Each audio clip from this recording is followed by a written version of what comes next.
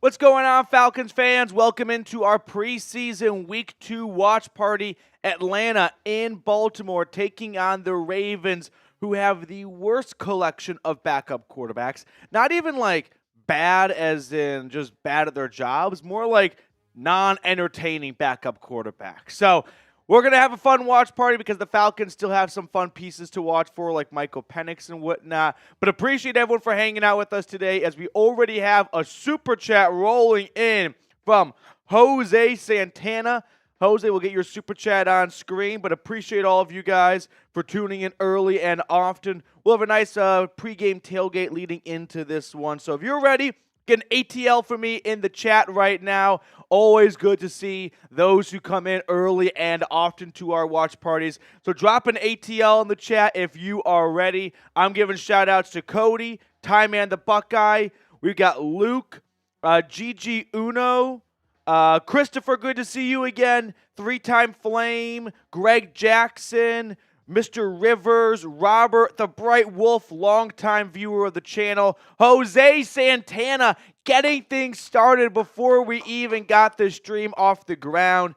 Air fist bump, Matt, for the Dirty Birds. Thank you for all you do. Jose, greatly appreciate your kind words. I love what I do. I've got the coolest job in the world, and it's because of viewers like you, you know? If there's no one else on the other end of this camera, like, I'm talking to thin air, but because we have so many great, loyal viewers like yourself, it makes this job even more rewarding. But enough sappiness. Let's get ready for some football, baby. Shout out your city. Let me know where you are tuning in from. We got Steven, appreciate your kind words. Dylan, Jackson, Jay the Creator, The Truth Fanatic, Wilbur, appreciate that, my guy. Cody's tuning in from Noonan, as always. Marcus, no starters today. Start the water boys and towel boys. Yeah, this is why I'm the Grinch of the preseason, because I'm the only one willing to say the quiet part out loud. It stinks. Like, we're still going to watch it because there are some fun pieces to look for, but by and large, it stinks. Now, before we look at some more cities in the chat, I do want to take 60 seconds to tell everyone about our great friends over at PrizePicks. Today's show is brought to you by PrizePicks. PrizePicks is America's #1 daily fantasy sports app with over 5 million active members. All you do is pick more or less on 2 to 6 player stat projections and watch the winnings roll in. You can now win up to 100 times your money on PrizePicks with as little as 4 correct picks. You could turn $10 into $1,000. Now, if you're like me, I can be a little bit more of a visual learner. Here are my PrizePicks selections. I took the less on Patrick Mahomes' passing yards for this season. 4,300 is a big number, and the wide receivers are in a questionable spot right now in KC, and Kelsey's only getting older. I like them more for Hill and Barkley. They're just studs, and they're going to get the ball a ton. And then with Aaron Rodgers returning to the Jets, how about the more on Garrett Wilson's receptions? So I love playing PrizePicks with my fiance just to keep her interested in a game for a little bit longer, which means, selfishly, the game on our TV stays on a little bit longer. So download the PrizePicks app today and use code CLNS for a first deposit match up to $100. That's code CLNS on PrizePicks for a deposit match up to $100. Pick more, pick less. It's that easy. All right, let's get back to our previous spot here. Where's everyone watching from? James is in Macon, Georgia. I'm looking for the inactives list. Matthew Judon kind of returning to Baltimore. A little bit of a preseason revenge game. He's definitely not going to play. We're not going to see Judon or Simmons play, and I don't even have to go and try and search that out knowing that they're not going to play in this preseason game. But I am excited to see a couple of the guys, right? Michael Penix, of course, and we've got a fun battle brewing at CB2, so that's going to be fun to monitor. And hopefully the number one thing we watch is every single player that steps on the field, steps off the field with no cart and no trainer, and everyone just stays freaking healthy, because that was driving me insane last week. Let's see. I've got Hartford, Connecticut here. Trent is in Cedartown, Georgia. Joseph's in Ohio. I've got Alabama from Wilbur. Mike is in L.A. Edwin is originally from Ackworth, Georgia. Luke's in Canton, Georgia. Savannah, Georgia. Tampa's here. Love to see you. Alan watching from California. Okay, so something we're going to try and accomplish in our watch party today is, as a company here at Chat Sports, we're very competitive. We have 27 employees, and you can kind of picture like how quickly the competitiveness can rise in tight quarters like that. So the challenge for all watch parties across the board is, hey, which watch party can generate the most shares? So what we're going to do is every single share we get in the next 60 seconds, that's one jumping jack, which I should probably change to a mile, but I would kill myself. But that would be a good workout way to get the body moving. So every share, and if you don't know what a share is, it's clicking that share button and then putting it on Twitter, tagging me at Matthew Petey, and I'll give you a shout out. Sending it to a friend, sending it to a family member, posting it on Facebook. Like, share it everywhere with anyone you know, and we're going to get some jumping jacks rolling for every share we get in the next 60 seconds. So, we want to put the timer on, Mr. Reed, and then we'll get that going here. So everyone gets warmed up, right? Get the share finger buttons working here. I'll give some more shout outs in the meantime. Ross is in Missoula, Montana. I love Missoula. Great spot. Houston, Texas. Jackson's in Montana. Decatur, Georgia. Sharon, a fan from Canada. Wow, north of the border, and pick the Dirty Birds. Power to you. Okay, so we'll get the 60-second timer on. Every single share in the next 60 seconds is a jumping jack, which this was something that was thought of before we had the idea of the headset being on. I'm tethered, a little peek behind the scenes. It's going to make it a little bit difficult, I'm not going to lie. This one I might not have thought very far ahead. But live and learn. Sandy Springs in the house and Nebraska as well. Okay. Okay. The timer not working? Okay, that's fine. All right, are we ready? So Reed's going to get the old-fashioned stopwatch out.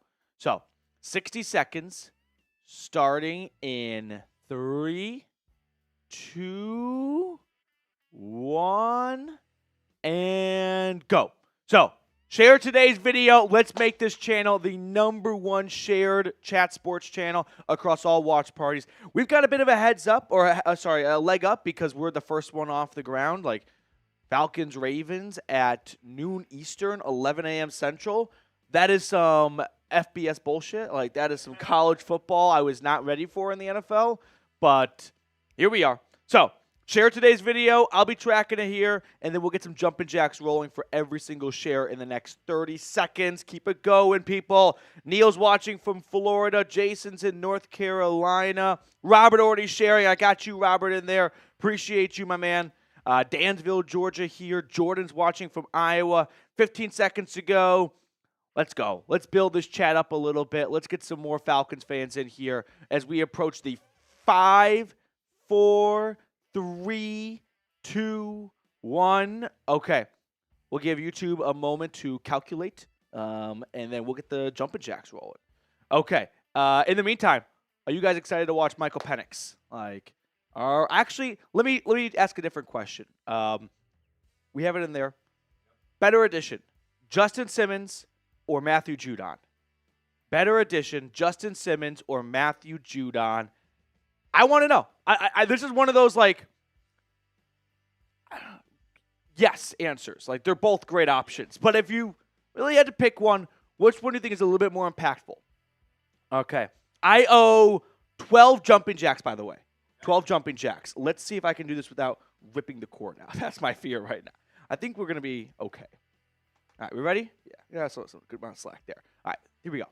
1, 2, 3, 4, 5, 6, 7, 8, 9, 10, 11, 12.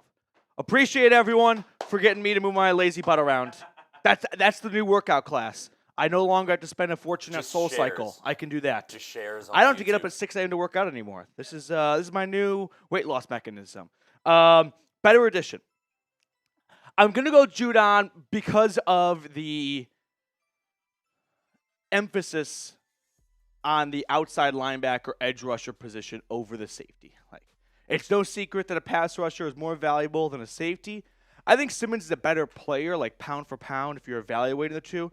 But pass rushers, there's a reason why they go top 3 in the draft. There's a reason why they get the most money of any player non-quarterback up until Justin Jefferson. Like, they're pass rushers. They are the second most important position on the field after quarterback. So I'll go with Judon, but Simmons, such an incredible pickup for how talented of a player he is. And it still doesn't really feel real that Justin Simmons and Jesse Bates are going to be lining up next to each other this year in Atlanta. Has anyone else kind of had that, like, pinch me moment? Like, holy crap. The Falcons have 2 players at safety, just 2 on their defense, who in the last 2 years have a combined 28 takeaways. And that's just like those 2. Right? You're not even looking at the other 9 players on defense. Those 2 alone, 28 takeaways combined in the last 2 years. Like, that is more than a vast majority of teams had altogether last year with everyone they have on defense. Unbelievable. It's going to be so much fun to watch. It really will be. Carson's in the same boat. Still feel like I'm dreaming for it all. Let's talk about Stephon Gilmore a little bit here because he's still a free agent. I don't think Atlanta's going to sign him because of 2 reasons. One, the money. Like, they have kind of dried up their pond a little bit with spending on Judon and Simmons. Doesn't mean they can't create more cap space. They very easily can. But they may feel like we don't need to create more cap space to sign someone when we like what we have at our current CB2.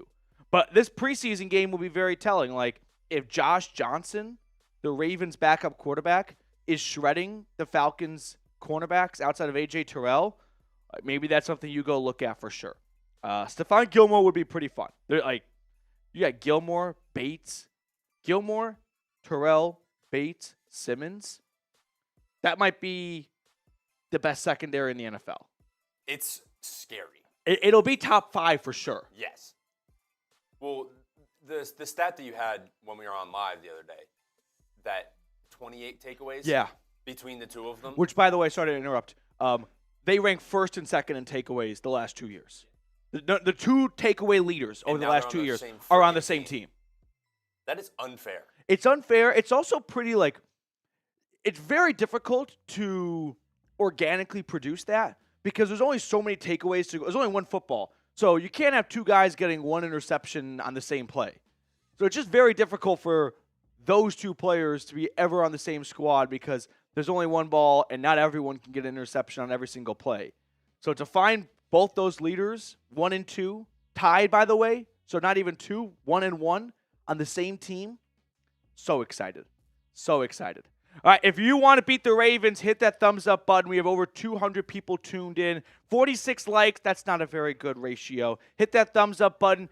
Help us take down the Crows and prove that the Falcons are the superior bird in the air. If we're ranking the birds of the NFL, I know that Reed's an Eagles fan, and to be honest, Eagles are pretty badass. They are, kind of a big deal in this country. If I'm ranking the birds, though, we've got Eagles, Ravens, Falcons, Eagles, Ravens, Seahawks, Cardinals. Am I forgetting a bird? I think those are the 5 birds. Am I forgetting a bird? If I'm forgetting the bird, it can't be that fearsome of a bird. I'm going to put Cardinals at the bottom. I'll put Eagles 1, Falcons 2. Like, just birds of prey. Yeah. Just birds. Just birds. I would put Seahawks 3. I'm not even sure if a Seahawk's a real thing or if they just kind of made up their own bird for the sea. Like a seagull and a hawk combined? I never heard anyone say, oh, look, there's a Seahawk. Am I dumb? And then I'd probably put Ravens. Seahawks sound like mythological. I've yet to see someone be like, oh, if you look right now, you can see a Seahawk flying above.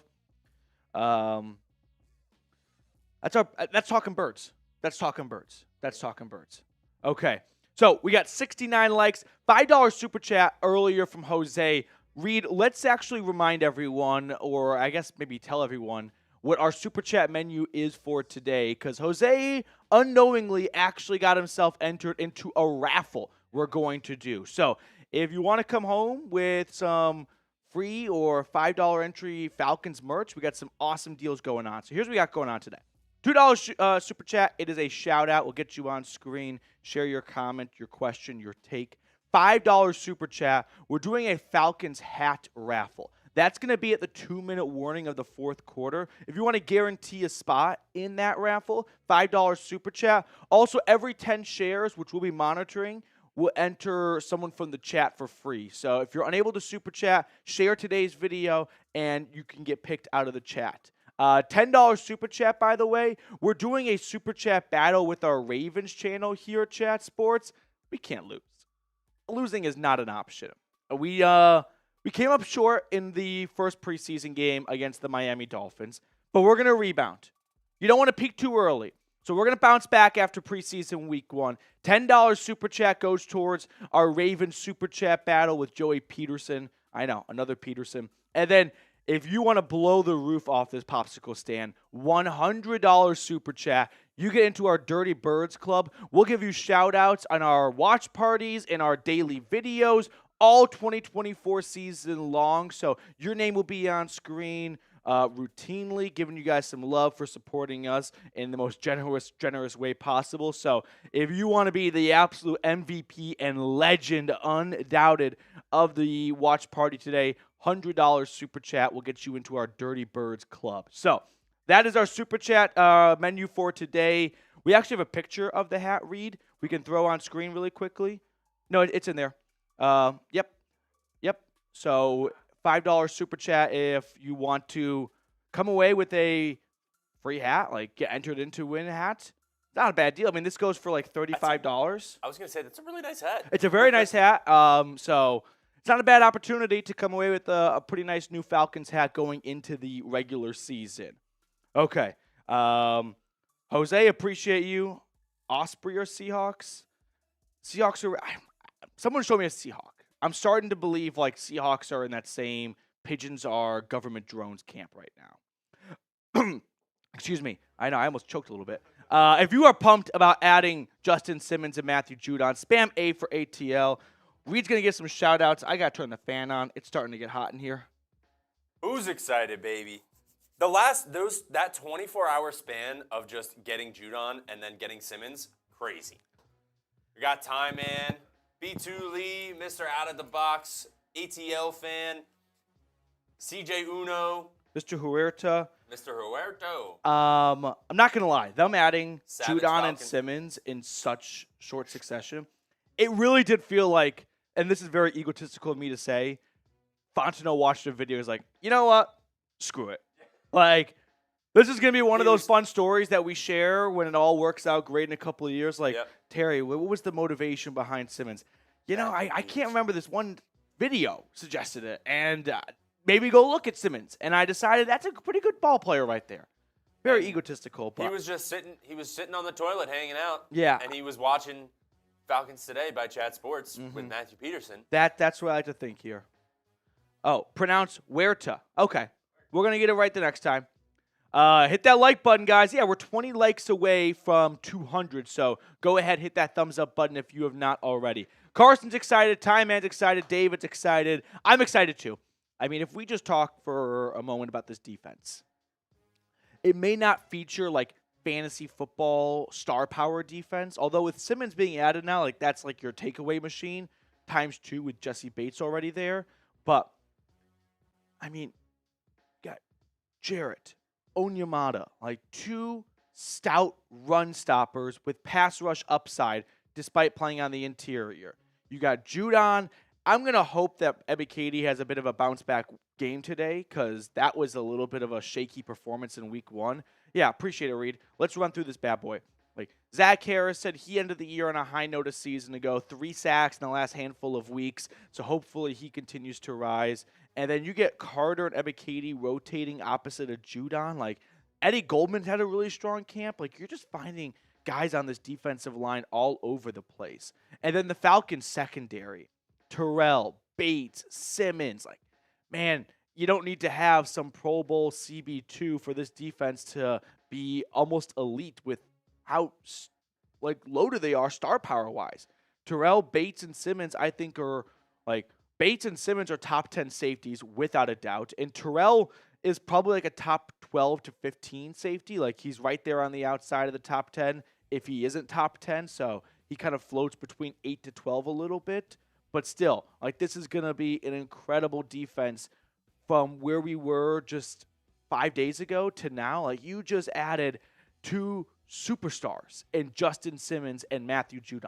Actual superstars coming over right in the middle of the preseason. That's not common. Like you just don't see teams add that much Pro Bowl talent this late in the offseason or now in the preseason going into the regular season. All right, who you got though? Falcons or Ravens? Let me know. I do see a couple of people in the chat talking about adding a wide receiver. I'm on board. If you missed it, Jakeem Grant, who Atlanta signed on Monday, he retired. He popped up with a hamstring injury. He's had 2 season-ending injuries the last 2 preseasons, like before this year even, so this would be a third. You clearly had a big enough need at wide receiver to go sign a guy that is coming off an Achilles and a season-ending knee injury a season ago. So you're on the you're in the market for one. You lost that one. One would think you're still heavily pursuing a wide receiver, right? You can check out the Falcons wide receiver depth chart here. I don't want to be a negative Nancy, a half glass empty kind of guy, but Ray McLeod is a really good special teamer. He's got awesome speed, but he is not a proven consistent wide receiver in the league. Ray McLeod has about 750 receiving yards, not in like a single season, like in his entire NFL career. I mean, he's been in the NFL since 2018, and his receiving yards are 768, 1 touchdown. That's usually what you try to find in one season from like your wide receiver too. Last year he had 135 receiving yards. Is that really someone who's slated for a huge role? And I get wide receiver 3 might not scream big role, but in a pass-happy offense with Zach Robinson from the Rams and Kirk Cousins from the Vikings, there's going to be a lot of passes. Like the ball's going to be in the air a ton. So not only do you need to have 3 good receivers, but you got to have good depth at that spot, right? It's not even so much like, what if Drake London goes down for the season? Drake London goes down for the year, they're fucked. Like that's just the reality of it. But he's going to pick up some, bumps and bruises during the game, and it'd be nice to have some good depth there to give him a breather if needed. And I don't feel like this wide receiver room is adequate for the type of offense the Falcons want to run. If it was Arthur Smith last year, yeah, you can probably get by with that. Like, they're not going to air it out a ton. They're going to run the ball a lot. They're going to use a lot of 2 tight end sets. That's why I had Jonnu Smith. But that's not the case anymore. Like, you're going to be throwing the ball all over the field. You got to have some good depth and rotation going on at the receiver position. And that is one question mark that definitely scares the bejesus out of me a little bit. Okay, yeah. So, who you got? Falcons, Ravens. This is also our live poll, so if you have not voted there yet, go ahead and do so. 241 people watching before kickoff. Guys, we're 30 minutes before an NFL preseason game, and there's 250 people hanging out with us. Give yourself a big pat in the back, because that is dedication to the Dirty Birds. Most casuals don't watch a single snap of the preseason. You're not just watching the preseason. You're consuming a tailgate for a preseason. It does not get more loyal and dedicated than that. Aaron, why are we even pretending we're going to beat the Ravens today? We aren't starting anyone. Aaron, are you sitting down, Mr. former Saints quarterback? Ravens ain't playing anyone either. And last week for the Ravens in their preseason game, does anyone want to guess how many passes all their quarterbacks combined completed? Just going to toss it out there. Total passes completed by all Ravens quarterbacks. 10. That's terrible. I like any team's chances against 10 completed passes. So I'm feeling like the Falcons have a fighter's chance. They're also playing, was it Joe Johnson or Josh Johnson? Josh Johnson, Josh Johnson, who, how is he still in the league? What is this, his 18th team he's been on? I'm going to have a bit of a meltdown. I'm seeing a picture of Michael Penix on the field in street clothes. We're 30 minutes from kickoff. Go put your pads on. You cannot subject us to Taylor Heineke and John Paddock for 4 quarters. That's a class action lawsuit. I never really understand what a class action lawsuit is, but I would like to open one now if that is what they prompt us to watch. What do you mean? Raheem Morris will be on my hot seat just because he is putting us through a lot of pain and suffering if we have to watch 4 quarters of Heineke and John Paddock. Penix, put your pads on. This is scary. Oh, it's just going to be, I think it's just going to be Paddock and Heineke. They're the only 2 dressed. Oh, no. Let's hope Heineke goes back to his crazy days and we just have prime Heineke. This is going to be an absolute bloodbath. Okay. Yeah. Well, first, I do want to tell everyone watching right now about our great friends over at PrizePicks. See, PrizePicks is America's #1 daily fantasy sports app with over 5 million active members. All you do is pick more or less on 2 to 6 player stat projections and watch the winnings roll in. You can win up to 100 times your money on PrizePicks with as little as 4 correct picks. You can turn $10 into $1,000. So download the PrizePicks app today. Use code CLNS for a first deposit match up to $100. That's code CLNS on PrizePicks for a deposit match up to $100. Here are my selections in case you're wondering. Now, one great thing about PrizePicks in my experience has been if you've got a significant other that doesn't like watching football a ton, well, if we get a little PrizePicks selection going, all of a sudden they're way more invested because that's what's paying for dinner, and the game stays on TV for a little bit longer, which is always a huge win in my household. So download the PrizePicks app today, like I said, and use that code CLNS for a first deposit match up to $100. That's code CLNS on PrizePicks for a deposit match up to $100. Pick more, pick less. It's that easy. All that information is in the comments and description of today's video. Not going to lie, not that I have an expert or a master's degree in the correct amount of snaps for players in preseason. I don't really understand why Penix isn't playing in this game. Don't you just want to see as much of him as possible since you know you're not going to see him during the regular season if all goes well? Cousins plays well and stays healthy. Like, isn't this your opportunity to get as much tape as possible on him? Because once the regular season starts, there's going to be no camera tape. Like, there's no film. You have practice film to go off of, which is the start, but it's not as good, I would imagine, as, game film. I understand that maybe he's, sewn up the backup QB job and you don't want to risk injury, but that just seems a little bit passive and timid. Like, I think Penix should play all 3 preseason games. Like, this is his only opportunity to go up against an opposition, get some real reps, and then he's on the bench for like 2, maybe 3 years. You should take advantage of every single preseason game that he can play because that could be the only opportunity he gets to play for a long time. So if Penix is really not playing today, I don't know if he popped up with an injury or something, but that's going to be very disappointing. Okay. Yeah. Doesn't think this is going to suck. Like, he's good. No need to risk injury. I get the fear of risking injury. I do think that for certain players that you can just shut them down for the whole preseason, right? You get your Justin Jeffersons, your Tom Brady's, the top of the top. I do think that fans tend to overcrowd the amount of players that can get lumped into they don't need to play. Like, when the regular season comes around, these guys aren't just like stats on a box score. Like, it's a physical, violent game, and you can't simply just like turn it on if it's been off since last January. You know what I mean? Like, that switch is not as easy to flip compared to like practice, where like, hey, there's some contact, some physicality, but you're not taking guys to the ground. You're not sacking the quarterback.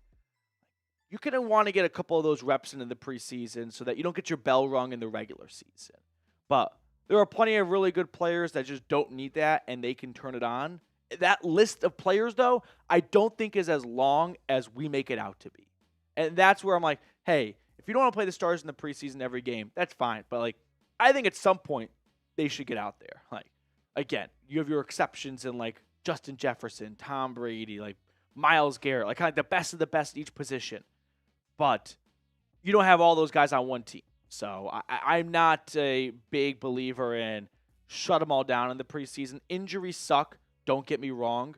But the thing with the injury argument that people never take into account is what else sucks is when you start off 0-2 because you didn't play in the preseason and you have more cobwebs to shake off than intended.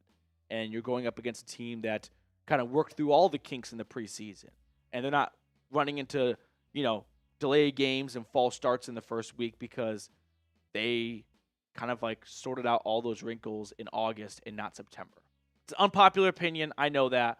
It doesn't apply to everyone, but it applies to more people than you and I give credit for.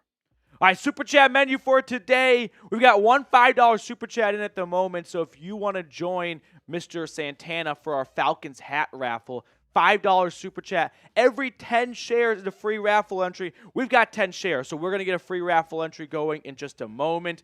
$100 Super Chat. This is going to be the crown jewel of today's watch party. If we get a $100 Super Chat, it's going to be like a bottle service nightclub in here. The roof's going to blow off. We're going to show you so much love that you won't even know what to do with yourself. And we'll be giving you plenty of shout-outs throughout the entire 2024 season as a member of the Dirty Birds Club. And we're super chat battling the Ravens channel here at Chat Sports. So we're up by 5. 5-0 good guys. There we go. If you want to double the lead, if not more, $10 Super Chat. Appreciate everyone's generosity and support of the channel if you are able to Super Chat. If you can't, not a problem. Hit that thumbs up button. Okay. Let's get some ATLs going in the chat just so we can get a free raffle entry for our hat. Every 10 shares, so share it to a friend, family member, like text the link, tweet it out. If you tweet it out, tag me on Twitter at Matthew Petey. I'll be sure to give you a shout out. Yeah, Mr. Schaffler, excuse me. Mr. Schaffler tweeting it out 24 minutes ago. Mr. Schaffler, thank you so much for sharing our video, putting it out to the world for everyone else to see. Appreciate you. Let's get the ATLs going in the chat. I'm picking someone from the chat right now as Christopher sends in a $5 Super Chat. Let's go. If you want to get a free raffle entry for our hat giveaway, which will be done at the 2-minute warning of the fourth quarter, spam ATL right now. I'm picking someone out of the chat in 5, 4, 3, 2, 1, half, quarter, and picking someone now. I've got DeMarcus Tanker. DeMarcus. Okay. Christopher, we'll get your Super Chat on screen in just a moment, dude. Don't worry, we did not forget about you. We are 20 minutes away from kickoff. I can't believe we're not going to see Penix. I'm still in shambles about this. That was the thing I was looking forward to. That's kind of what got me out of bed today. Was like, well, at least we'll watch Penix. This is going to be like we need to reduce the preseason games. If the coaches don't even see the backup quarterback, what are we watching then? It's just a little bit of a charity for players who aren't going to make the roster, but we want to give them an opportunity to showcase themselves and maybe make a practice squad. Like, the juice ain't worth the squeeze from the fans' perspective here. It's 100% worth it for the players and their friends and their families, but for everyone else, if you won't even play the backup quarterback in a preseason game, how can you tell anyone that this is meaningful? That's my 2 cents on it. Brian Richardson with a $10 Super Chat. Let's go, Brian. Do we run into some issues?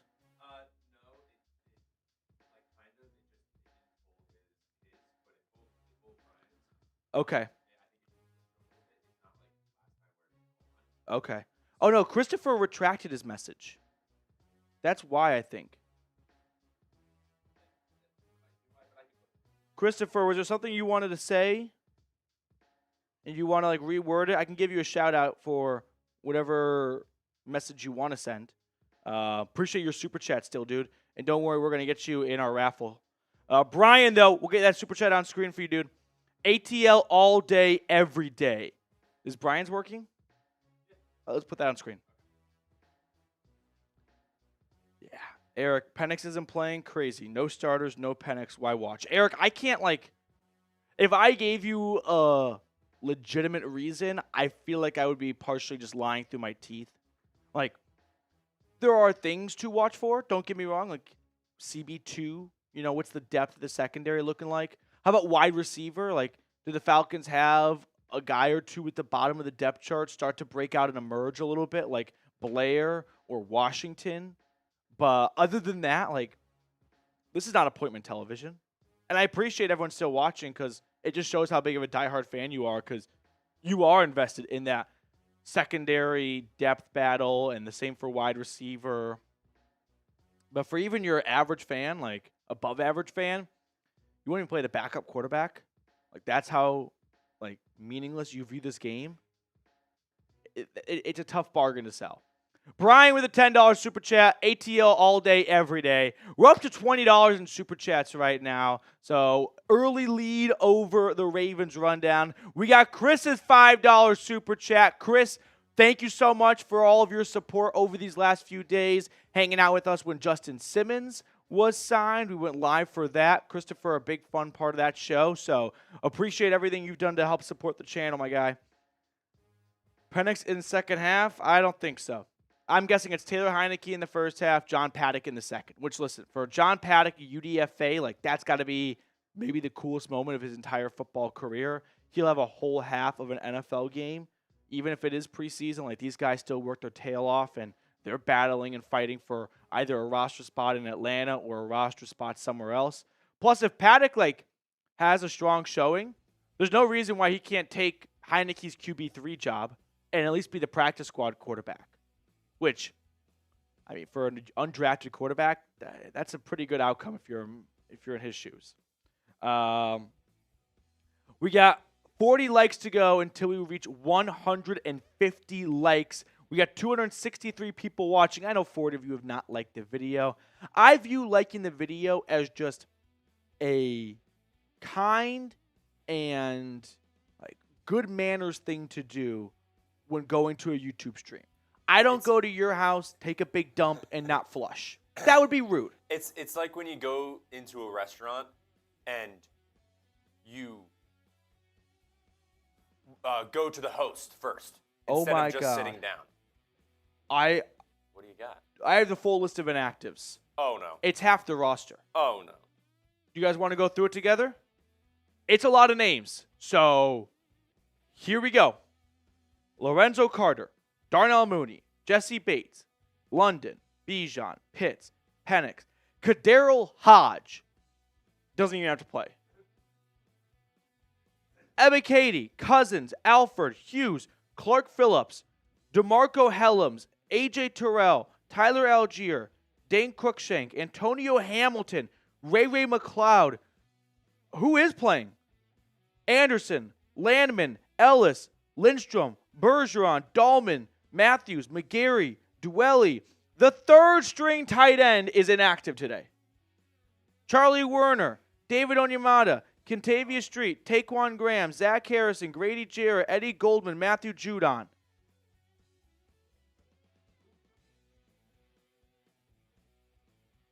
It would have been easier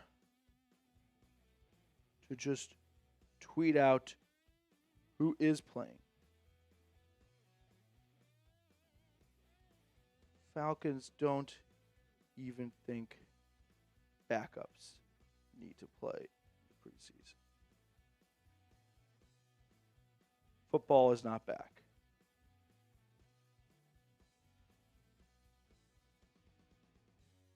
Unbelievable. I don't know who's playing. Like, I don't know how they're going to field to field. everyone's sitting. Everyone. What has Dane Cruikshank showed us so far to not have to play? I mean, maybe one of these guys are injured and I forgot about it. I mean, what are we doing here? Taquan Graham? Your backup defensive tackle? He's good to go? Eddie Goldman?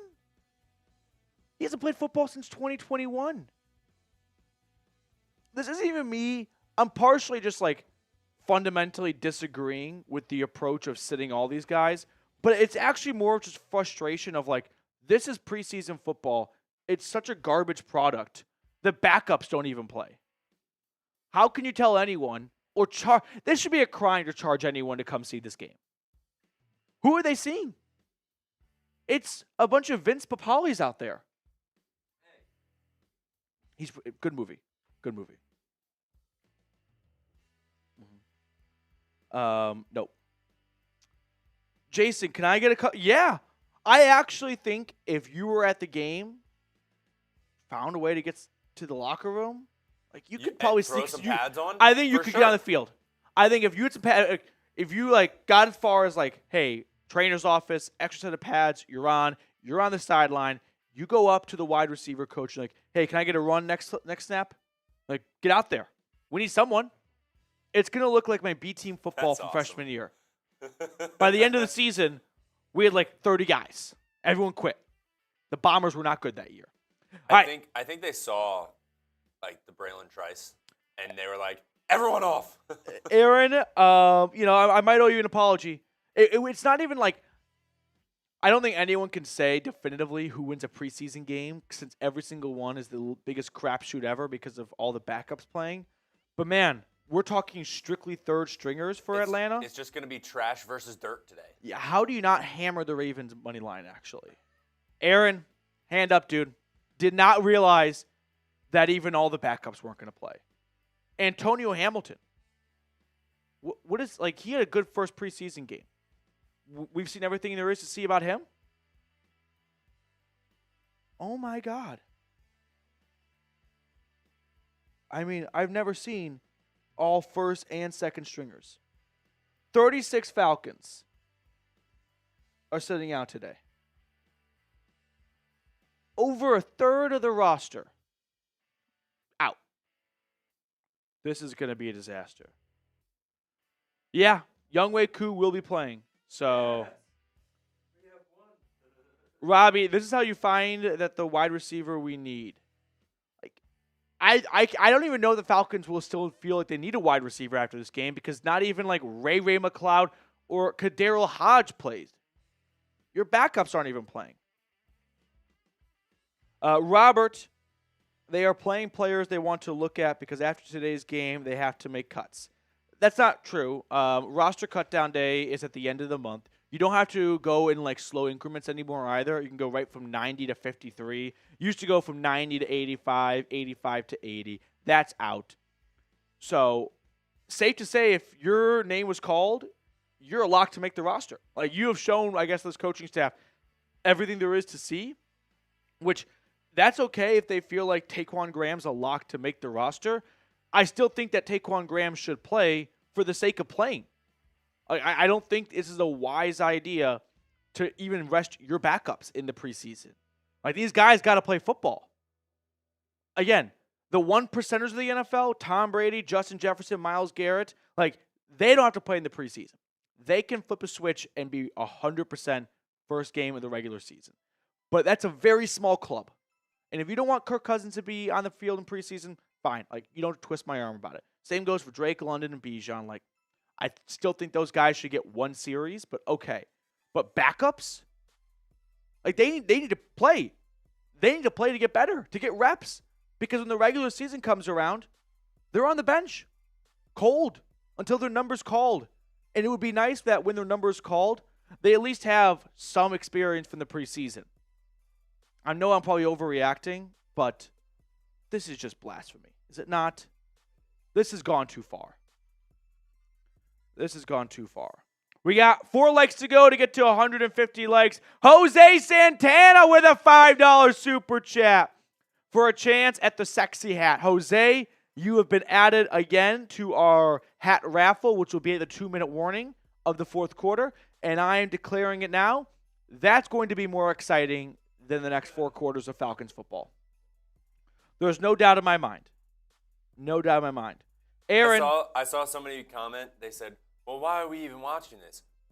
Watching us. Yeah. Just watch us. We'll have some fun. Hopefully we see 2 to 3 series of the starters next week so that we don't use the first 3 preseason games, first 3 games of the season as our preseason. Like, Aaron, I'm 100% in agreement with you. I also think that there is a subtle tendency for new head coaches to not play guys in the preseason. Like, Andy Reid plays Patrick Mahomes, and he's in that 1% club. And everyone's got a different way of going about it, and there's a bazillion ways or examples of not playing guys and things going well, playing guys and things going well, and vice versa. But I do think that new head coaches tend to be terrified of the injury bug, which, hey, I would be too. And if I were in Raheem's shoes after losing 2 semi-starters or 2 rotational players last week, Helms and Trice, for either the season or a lot of the season, I'd be a little bit nervous too. And it's easy for me to say this and be an armchair coach right now. But the new head coach tendency to go way too far to the polar end of don't play anyone, I just think when you've got a new head coach, you are installing everything from scratch. And it's not easy to pick things up with a new head coach for week 1 of the regular season if you didn't have it going in the preseason. Like, if you are going into a coach's 5th, 6th, 7th year, the guys know the expectations, they know the way things work. But with a new head coach, everything's brand new for the regular season, right? New schedules, new routines, new everything. And I think preseason's a good time to flush the kinks out. And right now, I'm starting to fear that they're waiting for the regular season to do that. All because of the fear of injuries, which people are going to get injured. It's football. If you want to protect your top 5 players, fine, sit them. But your backup wide receiver, he needs to play. We got 150 likes. Let's go. Appreciate it, Jacob. We're trying to reach our next subscriber milestone, 24,000. Now, we first got to cross 23.5, so I would love to get ourselves to 23,500 before the end of the first half. So at 341 people watching right now, go ahead and subscribe if you are not already. This is a live sub counter, so if you hit the sub button right now, that 1 is going to change to a 2, and we're going to keep climbing our way up and continue to grow the largest Falcons YouTube community out there. So if you're not a part of it, hop on board. 2 people just did. 2 smart people just joined. Some brainiacs in the chat. Let's go.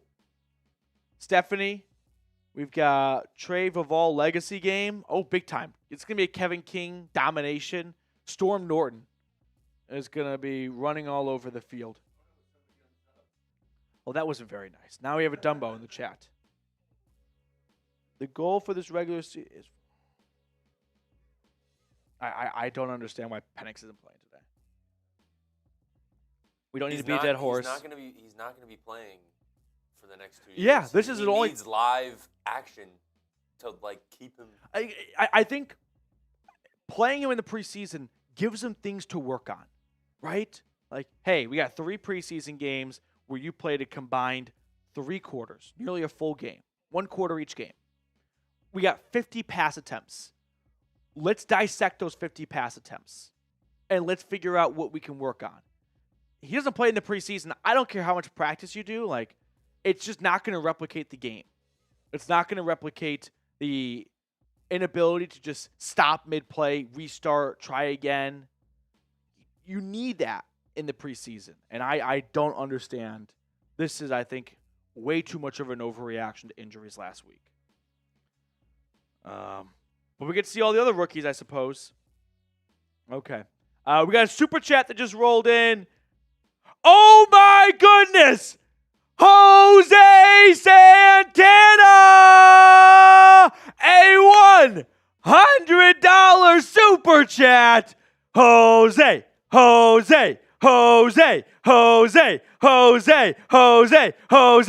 Everyone spam Jose in the chat right now. Unbelievable. The MVP of Falcons Today, Jose Santana.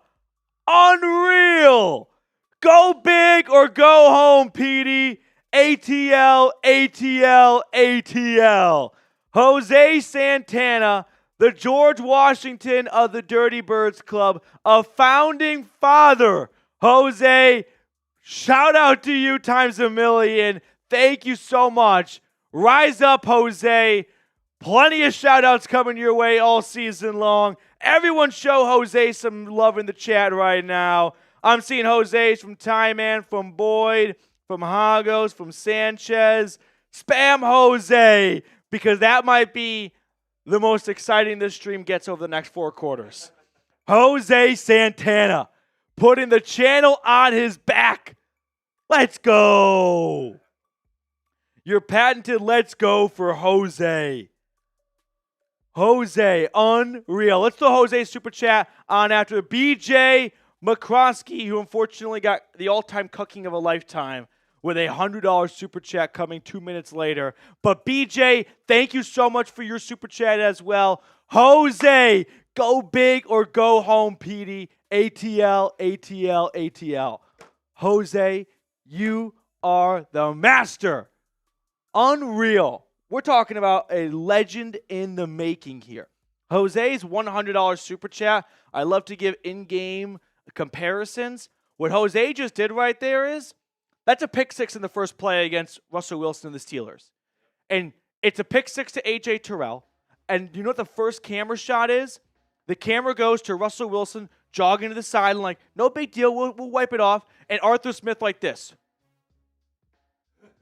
A big, what the fuck was that, Russ? That's Jose Santana's super chat. When that happens week 1, everyone go thank Jose. He did that for this city. Unbelievable. Jose. Cool guys here. Good to see you, dude. Go big or go home, Petey. Jose. And we got a $20 super chat from Robbie Binkley. Robbie, we'll get that on screen for you in just a moment. I do not have on my bingo sheet this morning Jose Santana and Robbie and all the other great viewers here making this game more entertaining than what we're about to watch on the field. By the way, I got caught up in the fun here. I didn't even realize we're a minute away from starting the game. I hit the wrong remote. It's still not. Okay. Got to wait till, I guess, it hits 1 p.m. Eastern on the dot. Jose, rise up, dude. Rise up, my man. That's incredible. That is unbelievable. Dirty Bird Club, number 1, Jose Santana. No longer working? Okay, we got a $20 super chat from Robbie. We'll throw on there next.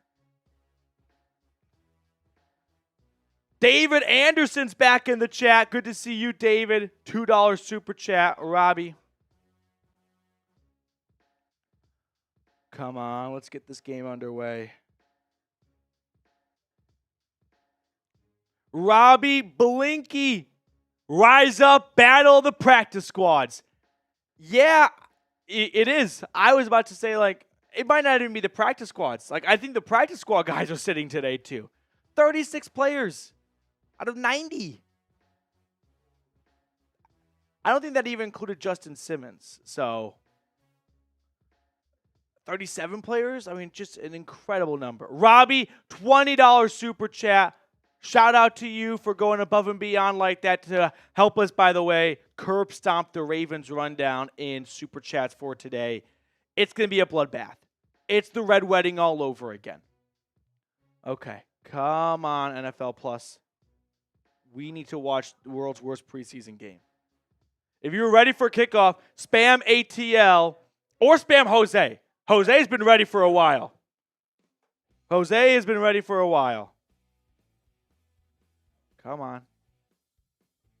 It is.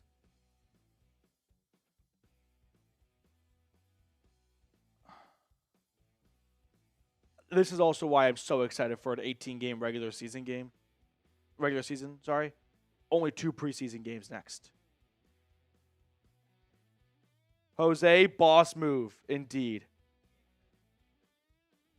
Yeah, the other thing about preseason football is, like, they start when they're ready.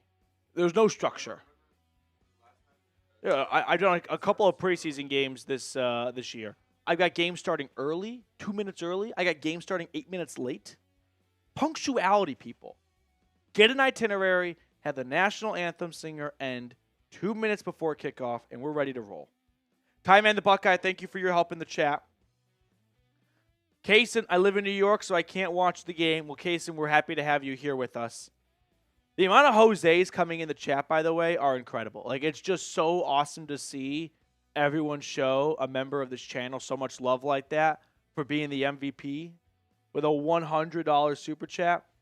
Now, Jose does not have to be by himself in that club, too. If anyone else wants to join the Dirty Birds Club, what the club's going to get you is shout-outs all season long, not only in watch parties on Sundays, but in our weekly videos we do on the channel, or daily videos we do on the channel. So you'll get some shout-outs from Monday to Saturday if you want to get a little bit of screen time and support the channel all at once. $100 super chat. You and Jose are kicking it in the Dirty Birds Club.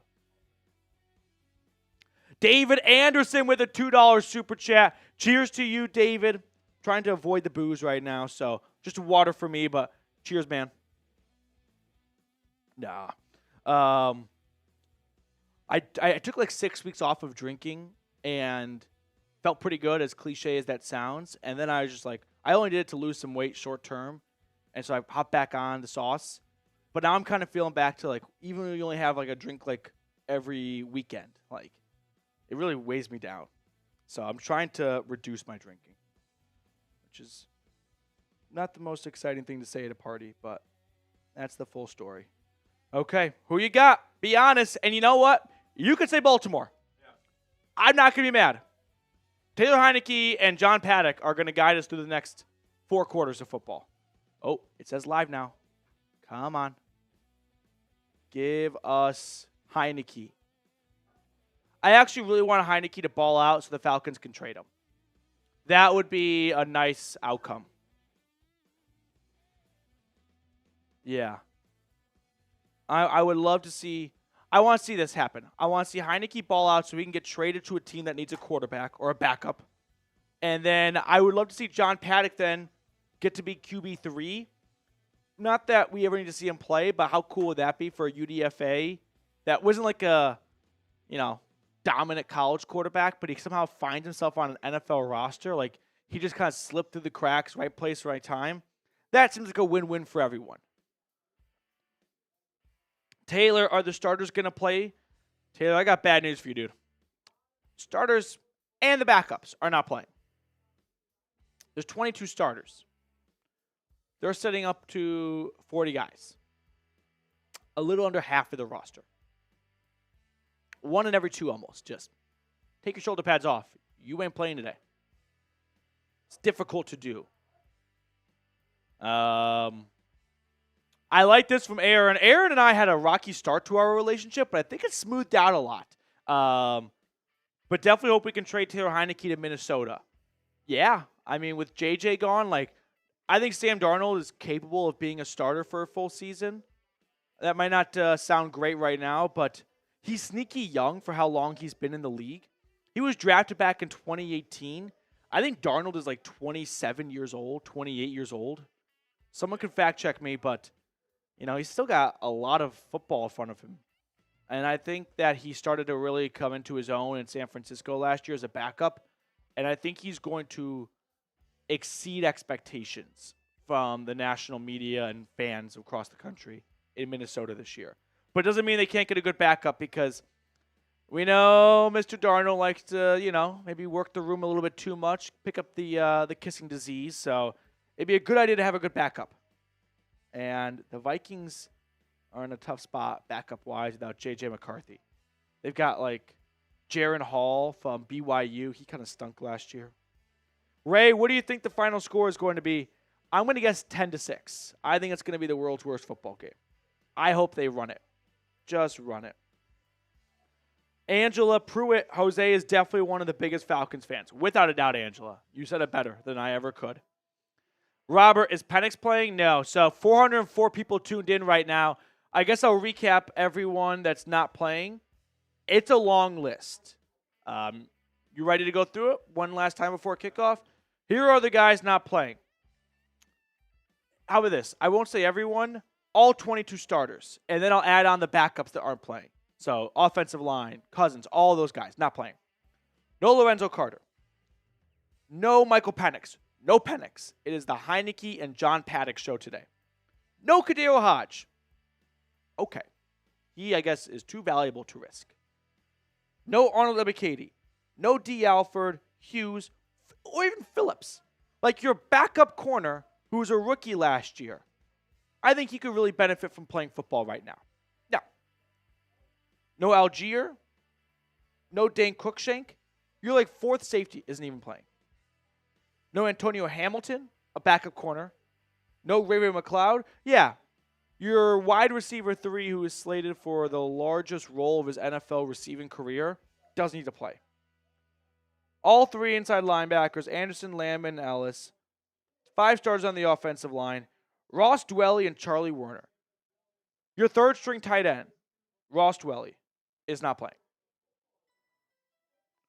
No Contavious Street. No Taquan Graham, your backup DTs.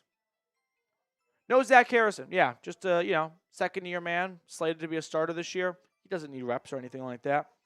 No, this one actually probably irks me the most. No Eddie Goldman. He hasn't played football since 2021. If there's anyone that needs to play, it is Eddie Goldman. I fundamentally disagree with the amount of guys that are not playing. But alas, we are about to get this game underway. Super Chat battle, by the way, is very one-sided. So shout out to everyone who has Super Chatted so far to help us defeat the Ravens rundown. We're 8 minutes late, guys. What are we doing in Baltimore?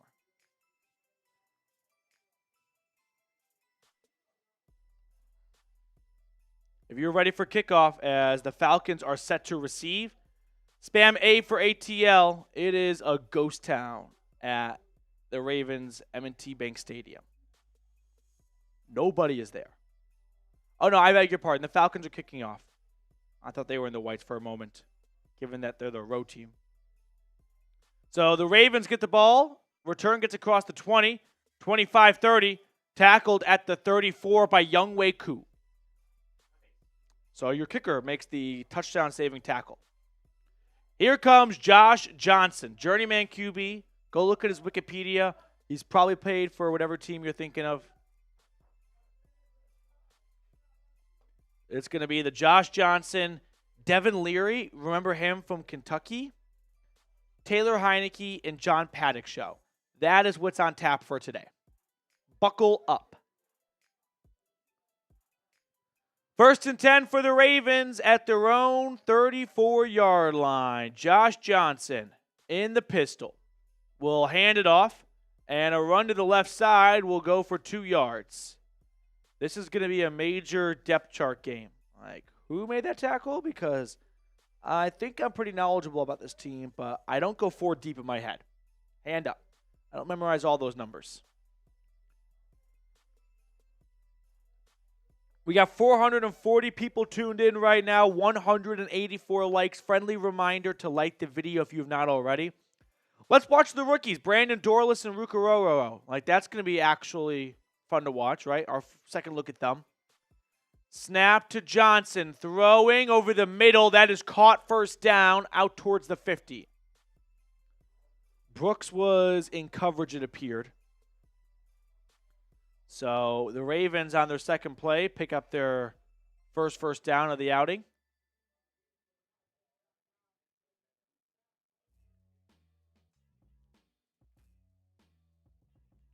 First and 10, Baltimore at their own 47. Johnson under center. Takes the snap. He'll hand it off up the middle, and it's a gain of about 6, moving across the 50. Let's try and get some good play from Rook or Dorlus. You know, those are 2 guys that could be in the rotation for the regular season. Rookie linebacker JT Bertrand appears to be the play caller. That's pretty cool for him. Day 3 draft pick, and he's already leading the defense. 2nd and 5. Johnson under center. We'll hand it off. It's a run again, and this one is not as fruitful. No real gain on the play. 3rd down coming up. Get those 3s in the chat. Let's go. Span those 3s. Chris, this would be a good time to go take a nap.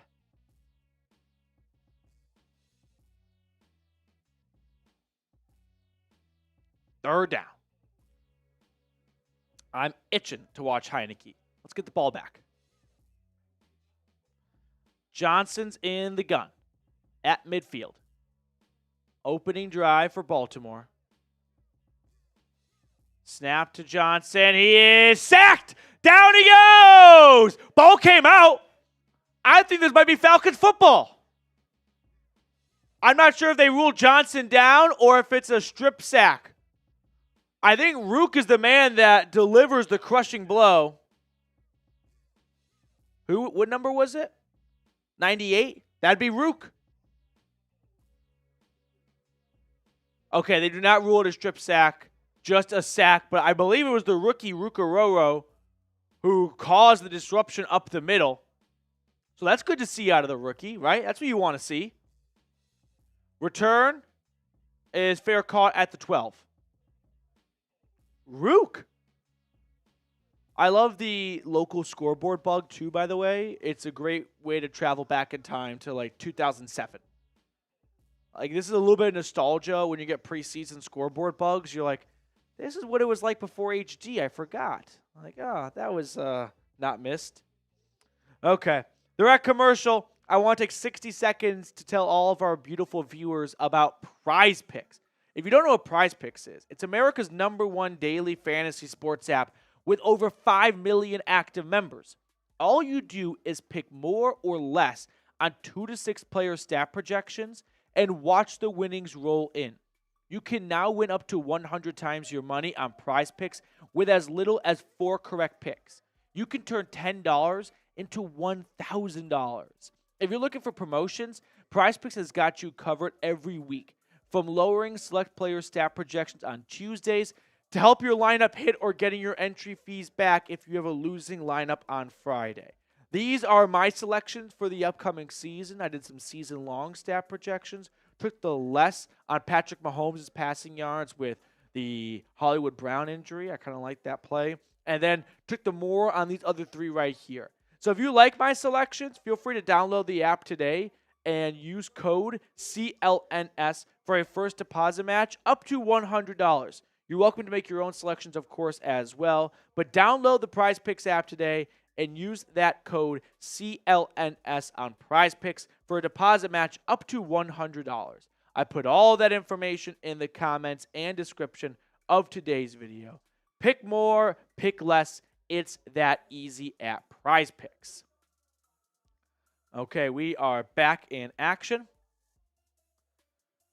Falcons football deep in their own territory.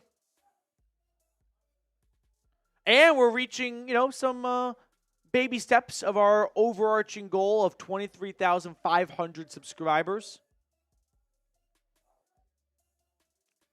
Shout out to Time Man in the chat. Every time I go to block the bot, I go and I click on it, and it goes deleted by Time Man. I go, he's quick.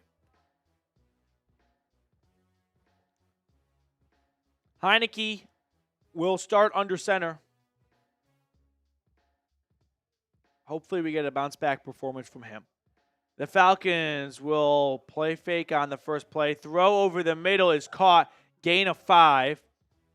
Good fake out by Heineke. He had the whole defense moving one way. He goes the other, and then he works back against the grain. Solid game, but there is a flag. There is a flag. Let's see what it is. Have you guys been watching Hard Knocks? I love Hard Knocks, and I've never wavered from Hard Knocks. I know that there was kind of a fad over the last few years. You'd be like, ineligible man downfield. Well, welcome to preseason. So that's going to wipe away that 5-yard pickup. It'll be first down again. But I love watching Hard Knocks. I first started watching Hard Knocks when the Texans were on. That was the first season. Or was it the Falcons? Whichever one was older. I think it was the Falcons. It was definitely the Falcons with Mike Smith. As Atlanta will run it on 1st and 15 for not a lot. Anywho, the reason why I bring this up is because we got the officials out there, right? The NFL referees. And it was very interesting in Hard Knocks to listen to the levels of detail the Bears got with Caleb Williams in terms of, hey, for this first preseason game, these are the officials. There are 17 crews in the NFL.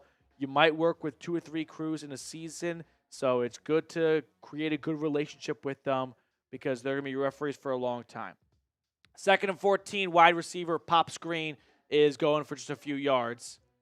And I was like, that's a good point. Like, I never really considered, hey, rookie quarterback, this is your first time, interacting with their officials. Like, they're a big part of the game, so there should be a lot of scouting done on them by the team. And that was just a side of the game that you don't see, but that's why I really like watching Hard Knocks. 3rd and 11. In the gun, Heineke will take the snap. He's going to get sacked. No, it's incomplete. Pressure was building, and he threw it over the middle, and it went from, could be a nice catch to, might get interception to incomplete. Yeah, he took a big hit. We got a lot of pressure off of one side. So Heineke had to get the ball out and unable to find a receiver. Trenton Simpson, the Clemson linebacker, with the big hit on Heineke. So the Falcons will punt it right back to the Ravens. Neither side doing much with it on their opening drive. Return starts at the 40 and cut down at the 45. So here comes Josh Johnson. Yeah. If you're looking for a Falcons YouTube channel that does watch parties for Taylor Heineke and John Paddock, we're the only one. Like, I don't have to do the research to know. There is no one else doing what we are doing right now. So if that's the kind of coverage and dedication you want in your Falcons YouTuber, subscribe today. I guarantee you no one's going to work as hard as we do to make sure you guys get as much content as possible. No Michael Penix today. No Michael Penix. I don't disagree. I don't agree with that. Under center, Johnson will hand it off. And a run to the left side is going to go for about 4 yards. Todd Monken. A familiar name for Georgia fans watching right now. 389 people tuned in. Yeah, what? I hope so. I have a feeling this game is going to go quick, only because there's no one playing and they're just going to let the clock go and they're just going to play. I better not see any timeouts like in strategic places in the 2-minute, drill. You cannot subject us to Heineke and Paddock and then drag it out. That's against the Geneva Convention. It's in the last page. You can't do that. 3rd down. Let's get a stop. Let's get the O back. I wouldn't mind if this drive continues because I'm actually enjoying watching the rookies on defense more than watching anyone on offense. I'd rather watch more of Rook and Dorless than Taylor Heineke. So please get a 1st down, Josh Johnson. Don't sack him. Don't sack him. Caught, but he's going to be short of the 1st down marker by a lot. Damn. That's probably the first and last time I'll ever have a rooting interest for the opposition. But I'd much rather see more of some of those rookie defensive linemen who could have a good-sized role this year than Heineke and Storm Norton. No, Justin Simmons and Matthew Judon are not playing.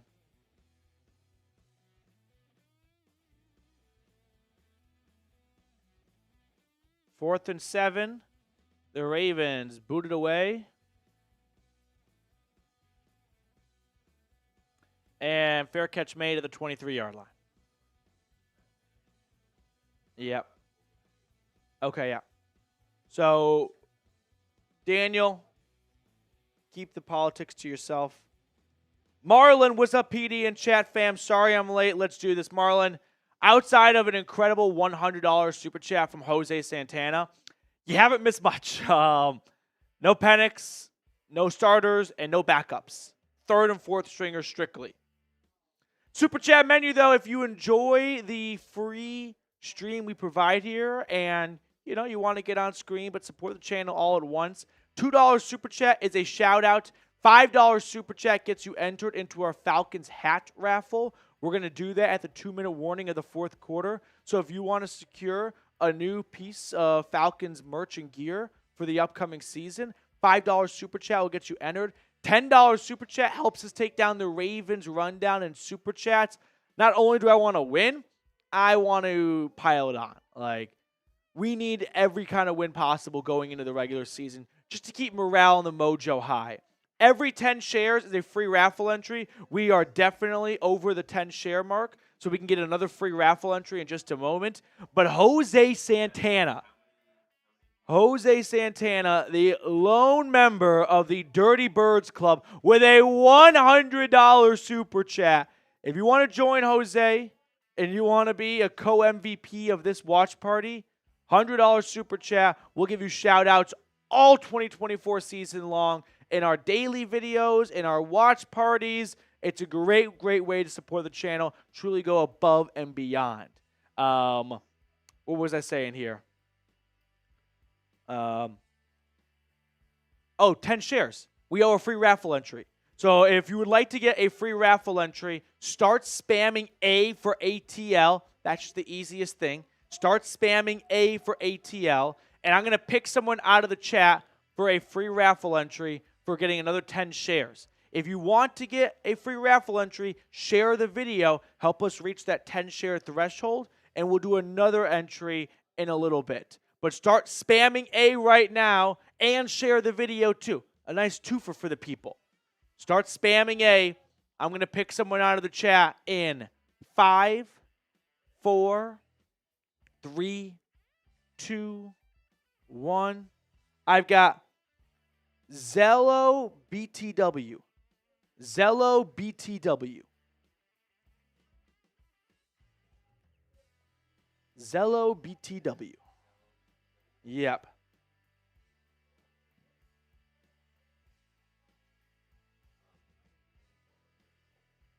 Just one.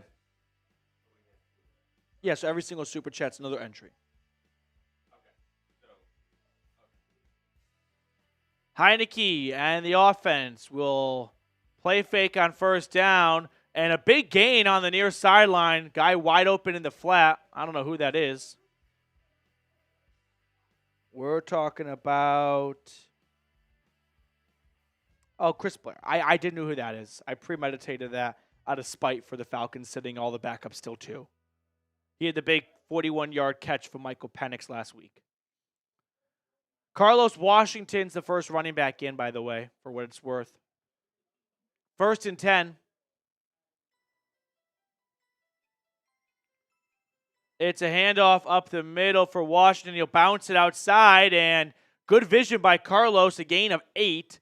Atlanta out towards the 50, 2 plays into this drive.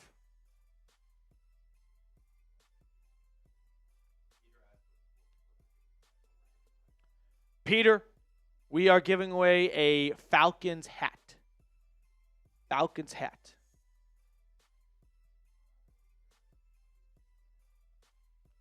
Second and 4. Oh my goodness. Forget 2nd and 4. How about this $100 super chat from Ken Ballard? Let's go! Ken, the second member of the Dirty Birds Club. Let's go, Ken. $100 super chat. You can't make it up.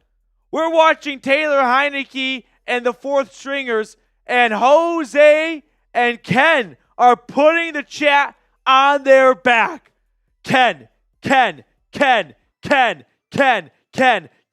Ken. Spam Ken in the chat. Let's go. After each touchdown this year by the Falcons, you must say fuck the Saints. Dude, I was spending a little bit too much time going deep down Saints Twitter, searching for their coping mechanisms with Simmons signing with the Falcons. I enjoyed it. I'm not going to lie. Ken, deal. After each touchdown this year by the Falcons, you must say F the Saints. Ken Ballard, $100 super chat as Atlanta moves inside the 40.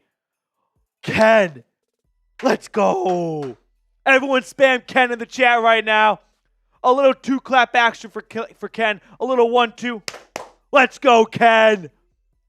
Thank you so much for supporting the channel like that. You have no idea how much it means to me. Ken Ballard, ladies and gentlemen, bow down. Show the man some respect. Jose Santana and Ken Ballard in an exclusive 2-man club that can continue to grow. They're looking for more members. It's the Dirty Birds Club. Ken and Jose are going to get shout-outs on screen all year long in our watch parties, in our daily videos. $100 super chat. You can join as well. Ken Ballard, handshake. Deal. Let's go. Unreal performance so far in the chat. My smile cannot come off my face.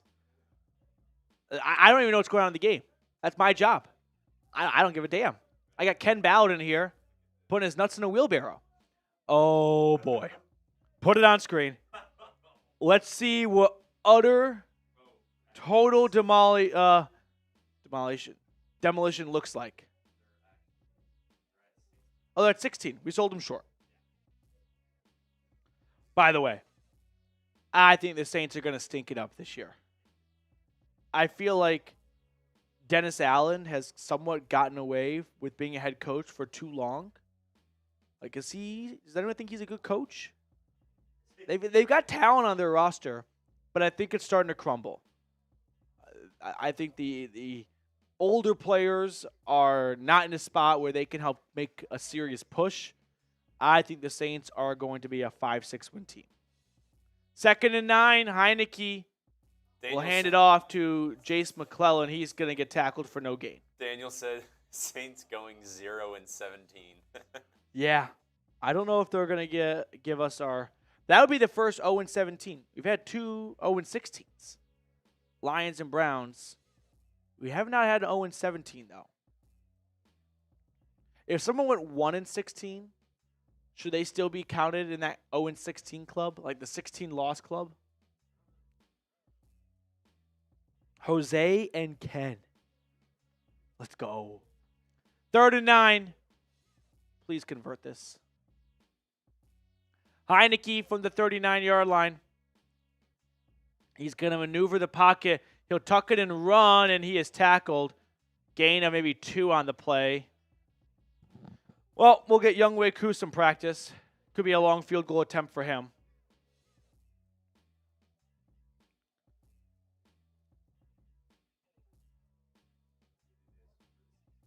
Yeah. What's the jersey? I like this. I want to hear from Ken and Jose. What jersey are you guys rocking week 1? Close your eyes, like whether you're going to be at the game, on the couch, wherever you take in Falcons football, what's the go-to week 1 jersey? What's the tone setter for the season? Field goal attempt, by the way, from Koo is up, and it is good. So a nice lengthy kick from number 6 puts the Falcons up 3-0. Ken Ballard going with Michael Penix. That's pretty sick, Ken.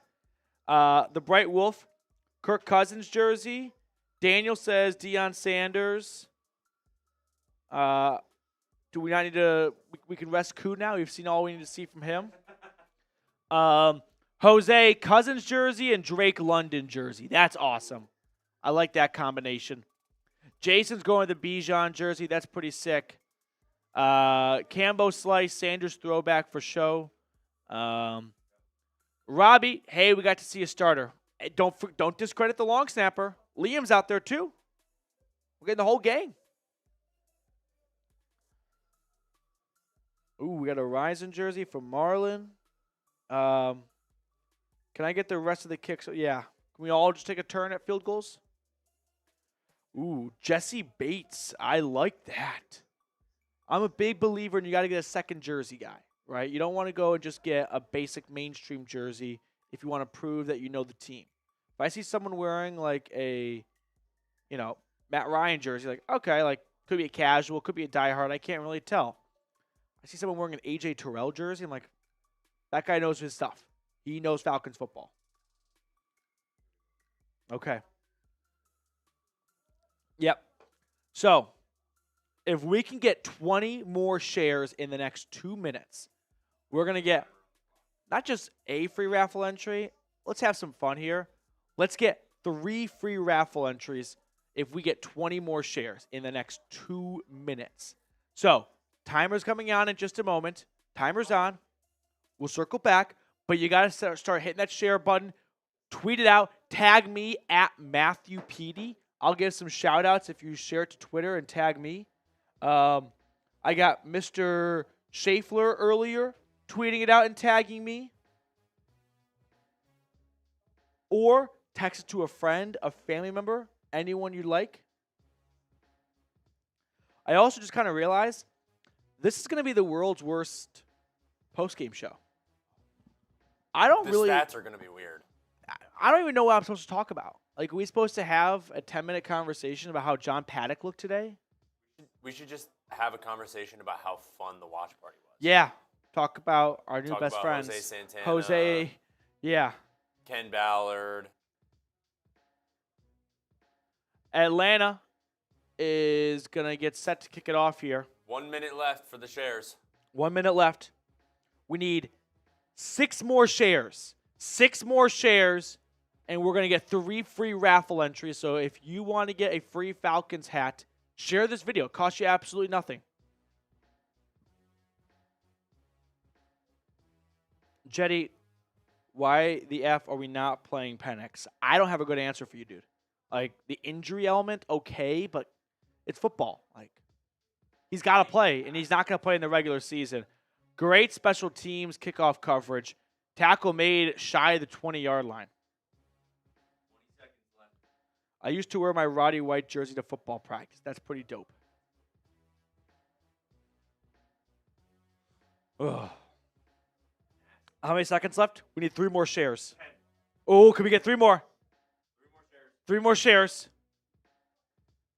Hit the share icon, share button, text, post to Facebook, put it anywhere. Share our stream. Get more eyeballs here.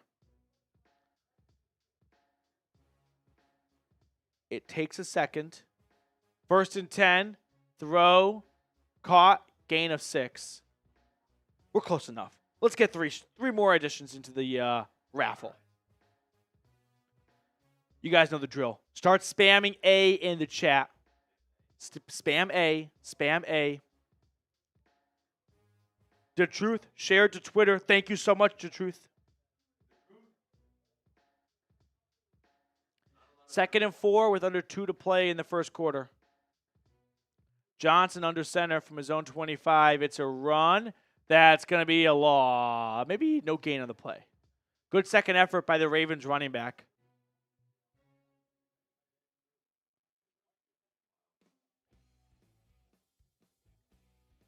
Okay. I'm going to pick 3 people out of the chat at the end of this first quarter. So keep spamming those A's. Spam those A's.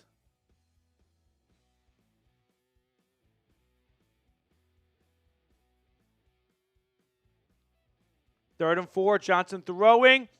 Caught. First down.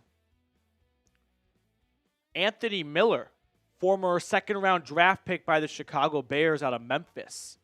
He's getting some runs right now with the Crows. Yeah, the Crows.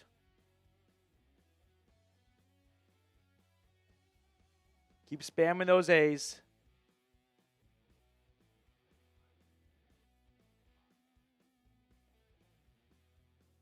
First and 10 coming up for the Ravens. 30 seconds. Picking someone in the chat at the end of this first quarter. Throw to the left sideline is caught. Nice open field tackle indeed by Natrone Brooks. And that will likely be the last play of the first quarter. So I'm going to pick someone out of the chat. Our first of 3 free entries in 3, 2, 1. I've got, nope, went too fast. 3, 2, 1. I've got Ronnie Williams. Ronnie Williams, that's our first entry. Second one's going to be in 3, 2, 1. I've got Angela Pruitt. Angela Pruitt. 3, 2, 1. I've got Cam 21. Cam 21. Yep. Thank you guys so much for sharing. We'll get more shout-outs and more entries in as we get more shares. If your name wasn't called and you want to guarantee that you're in our duck race, I was going to say rat race. Good movie. Have you seen that movie? Rat Race? Came out in like 2002-ish. But it's pretty star-studded. It's got like Whoopi Goldberg. It's got Mr. Bean in it. Yeah. It's got, I'm blanking on the actor's name, but he's in a bunch of stuff. Shoot. You'd recognize him. I'm not doing a very good job. But very funny movie. Worth the watch if you happen to stumble across it. Oh, the age is still coming. I love it. John Levin. John Levin. Not John. Levin? Someone help me out here. Who's the actor? He's a big dude. John Levin. No one can help me in the chat. I'm just getting more A's. I don't think that's the actor's name. John something. John Lovitz. Thank you, BJ. Thank you. Lovitz or Lovett? I don't know. One of the two. I think it's Lovitz. We got 23,353 subscribers and more on the way, hopefully. Join the #1 Falcons YouTube channel. Like, there are a lot of really good reasons to subscribe, but I think one of them being 23,000 strong here. Like, there is clearly a family growing, and there is something that a lot of people enjoy about this channel. So if they all like it, I think it's worth at least a little trial. If you're unsure, you can always unsubscribe. It's free. You know, costs you absolutely nothing. It's not even one of those, like, free, but we charge a credit card in a week. Like, that's not how YouTube works, so you don't have to worry about that. It has Seth Green. Yes, it does. Lovitz. John Lovitz. Great movie. And Cuba Gooding Jr. I forgot a lot of, like, it's a great movie. I watched a clip of Cuba Gooding Jr. in the movie Radio. I have not seen that movie in a long time. It's a little bit of a tearjerker. Yeah. I mean, I'm a big boy, and I can say, like, if you want to cry, you toss Radio on. How can you not? What's that? 3rd and 2, by the way, for the Ravens coming up. It's a pitch left for Baltimore, and a nice play by the back is going to give them a fighting chance at the first down.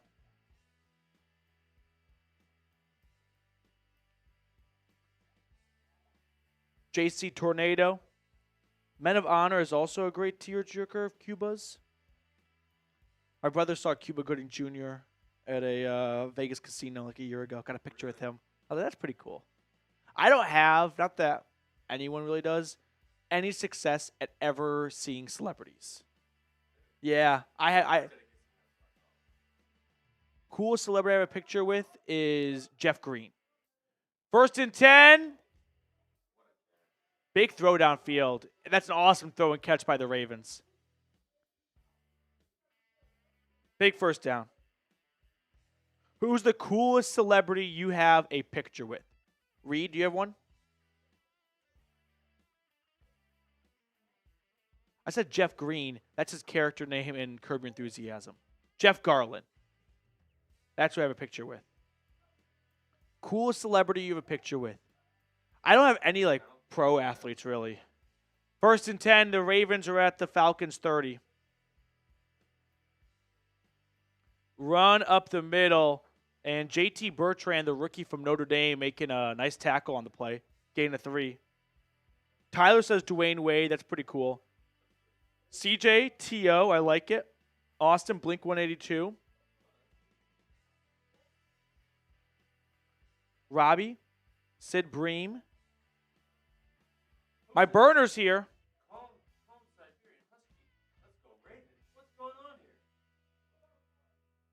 Ted Cruz. My dog is named Cruz. It's not named after Ted Cruz, but everyone always assumes that. So, like, depending on their political standpoint, you can quickly, like, read their face, and they're like, Cruz? Like, Ted Cruz? And either it's like Ted Cruz, or like Ted Cruz. And it's like, and now she's named after an ice cream shop, actually. Yeah. Ooh, Klay Thompson or Andrew Luck. Those are 2 good ones. 3rd and 2. Oh, snap over the head. Flags everywhere. Recovered by the Falcons. I'm not going to lie, if you didn't see that, snap went way over the quarterback's head. I thought a football was thrown from the sideline. Yeah. It went way off the screen. Immediately, both referees threw flags as well. There is a flag.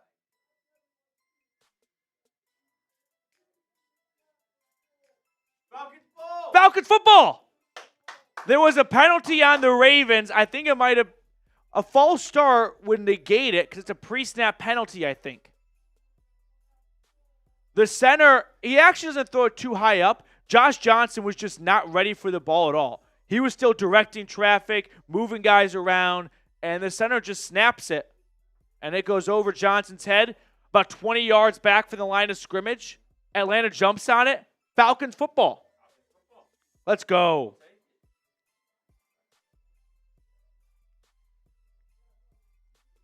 Okay, while we enjoy a little commercial break, I do want to tell all of our great viewers about PrizePicks. If you don't know what PrizePicks is America's #1 daily fantasy sports app with over 5 million active members. All you do is pick more or less on 2 to 6 player stat projections and watch the winnings roll in. You can now win up to 100 times your money on PrizePicks with as little as 4 correct picks. You could turn $10 into $1,000. Now, I love playing PrizePicks with my fiance because she's not a big sports fan, but we make some PrizePicks selections together, and she's invested in the game for all 4 quarters. So if you want to see what my selections are for this upcoming season, have at it. I'm taking the less on Patty Mahomes' passing yards. I like the more on Tyreek Hill, Barkley, and Garrett Wilson for their stat projections. So download PrizePicks today. Use code CLNS for a first deposit match up to $100. That's code CLNS on PrizePicks for a deposit match up to $100. I put all that information in the comments and description of today's video.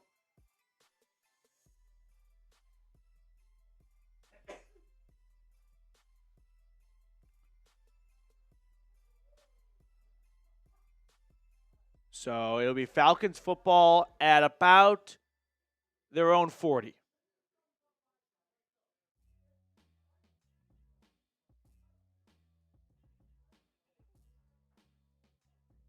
Who jumped on it, by the way? I can't really see who recovered it. Good for whoever that is, though. That's going to be a fun highlight. Brandon Dorlus, the rookie. I'd say Rook with that sack he had earlier and Dorlus with the recovery here. 2 rookie D linemen having a pretty good first half.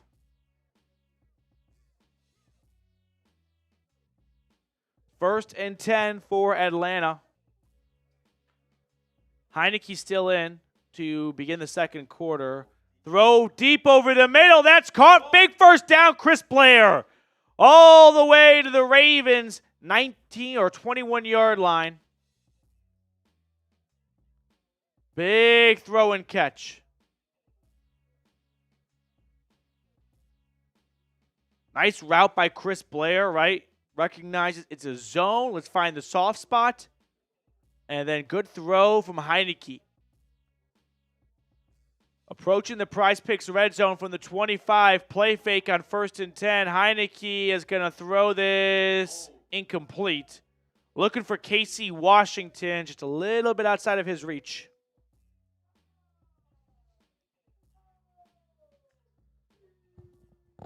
Three 0 Atlanta. Younghoe Koo field goal in the first quarter.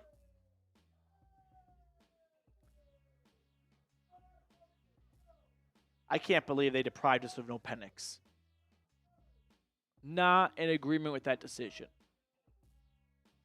2nd and 10. Snap to Heineke. It's a run, and it'll go for just a few yards. That looked like Jace McClellan, the rookie out of Alabama. I think he's fighting for a roster spot. I mean, Bijan and Algier are locks. Carlos Washington's had a really strong camp. I think he'll make it as RB3. So the question kind of becomes, do the Falcons take 4 running backs?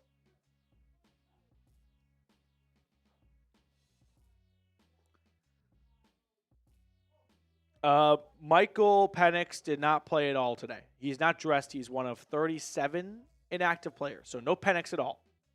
It'll be Heineke, I guess, for the first half, Paddock in the second. 3rd and 7 for the Falcons. Heineke throws, and that is broken up. Nice breakup by Trenton Simpson, the Clemson linebacker, or the former Clemson linebacker, I should say. And Atlanta will have their drive stall out, it appears, after a really big throw and catch from Heineke to Blair.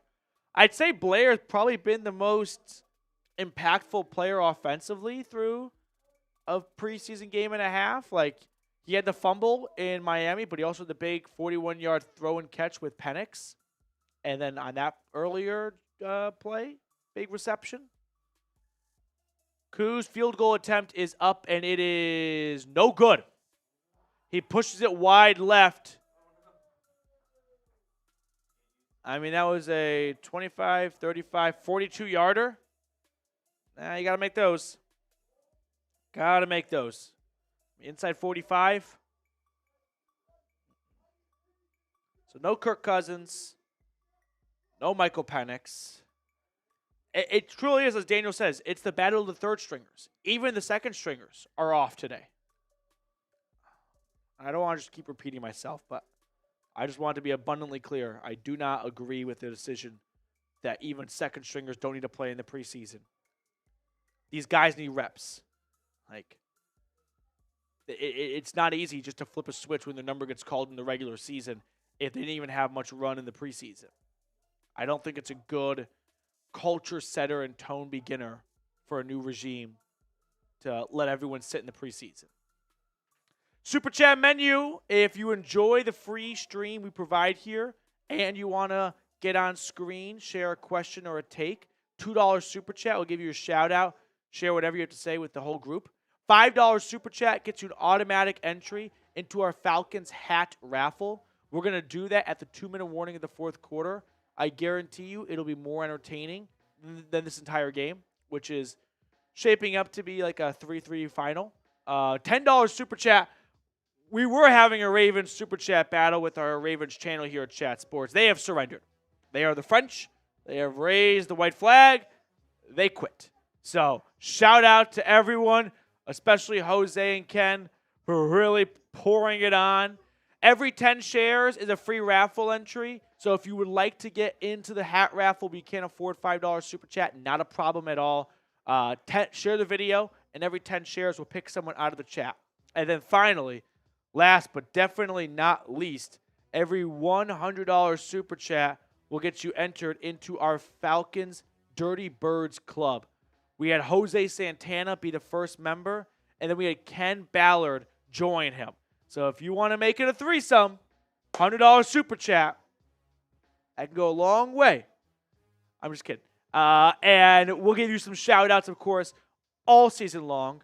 Every single watch party we do, you'll be a part of it. Our daily videos will get you in the mix Monday to Saturday. And if you just really want to be a big-time baller in the chat and support the channel and have way more fun than watching a 3-0 game, $100 Super Chat, and we'll add you to the Dirty Birds Club. 10 minutes to go in the second quarter. The Ravens are going to take the ball back, trailing 3-0. Jay, what's going on? 22 yards rushing. Be ready for our days of no run game again. We lost our identity. Let me make it abundantly clear. The 2024 Atlanta Falcons are not playing.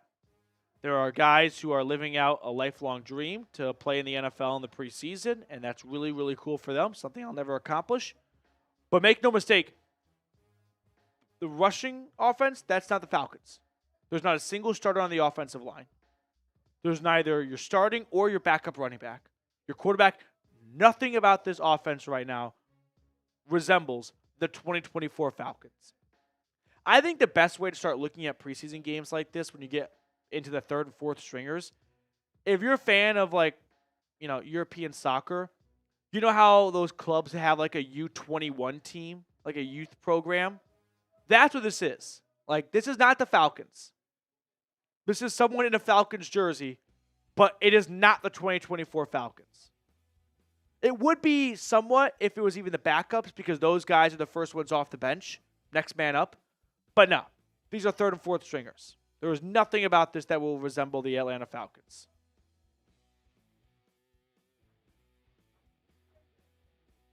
Second and 9. Snap. Johnson will tuck it and run, and he's going to get across the 50.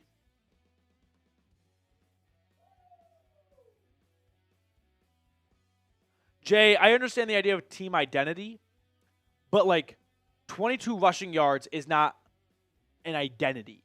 That's a stat. I don't think you can draw comparisons to how 5 third-string offensive linemen perform to how the 5 starters will perform. Team identity is hey, we're not going to have any quit. We're going to play balls to the wall all 4 quarters because that's the tone here. If you don't play at a high level all 4 quarters, you're out. That's the culture, right? I think culture is the better word I'm looking for. Culture is very present even here because it trickles down. It's contagious. If a guy gets banged up a little bit and takes a week off, the next guy thinks, well, if I get banged up too, I could take a week off. You know what I mean? That stuff's contagious. Identity, this is not the Atlanta Falcons offense. It's not. It's not even close to it. There's not a single starter out there. It may as well be a CFL team. Dustin, I think they're trying to see what Heineke can do and if they should move forward with trading him. With him on the book, with him on the block to get it to go, it makes sense for them to try to put him in this game. Yeah, Dustin, I 100% agree. I don't know why that means you can't play Penix a little bit, though. Give us a quarter of Penix and give us second and third quarter of Heineke and the fourth quarter of John Paddock. I'm all for trying to maybe increase his trade value a little bit. You're down a third and a fifth round pick next year. It'd be nice to try to get something. Not sure you're going to get a whole lot for him, though. Hasn't looked very good so far.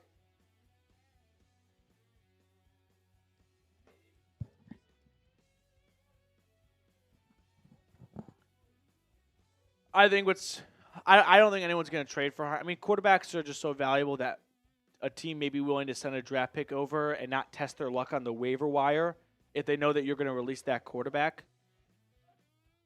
I don't think Heineke makes this roster. Having said that, he's played pretty well today for what he has to work with around him.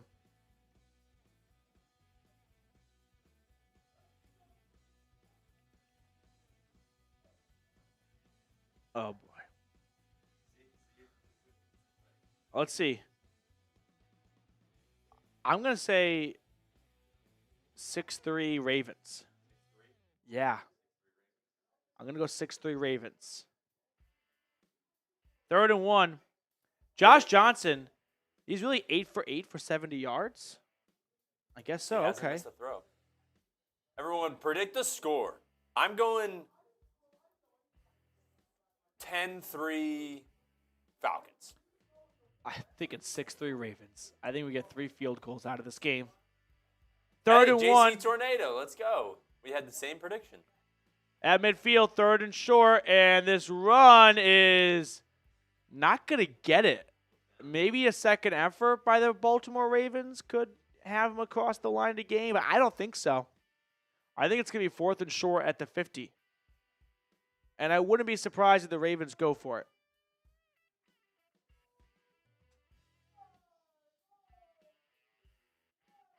Yeah, the Ravens are going to go for it. It's like 4th and 2 now, actually. It was not a nice spotting. Yeah, 4th and 2. They lost a yard. Johnson on 4th and 2 will throw. It is caught. First down and more. Nice job by the receiver. He walks a tightrope on the sideline and advances down the field. So the Ravens drive stays alive.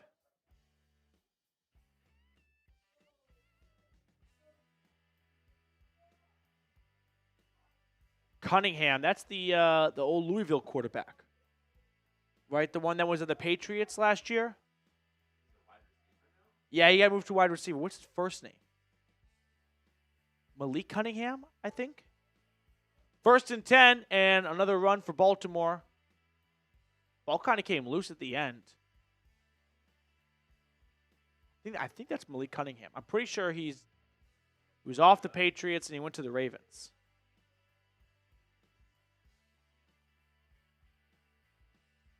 Seven minutes and counting.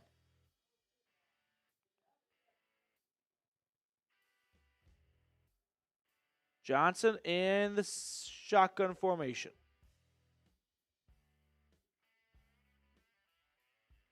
Snap, another run. Run defense has been pretty solid today, I'd say. No gain on that one. Maybe a loss of 1 even.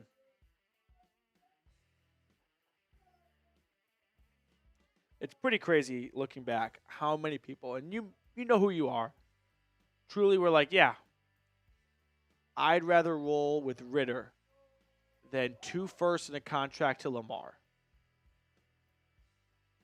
That was insane. Was it not? 3rd and 9. Get those threes. Helmet came off mid-play. Johnson's throw is caught over the middle. Down to the 5. Big gain. Nice throw. Wallace on the receiving end. Moving inside the PrizePicks red zone.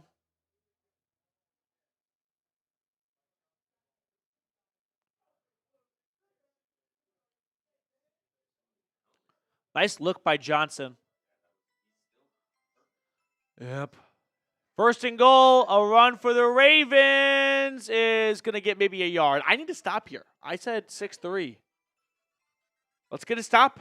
Let's get a stop. Get those S's in the chat. We need to stop. Stop.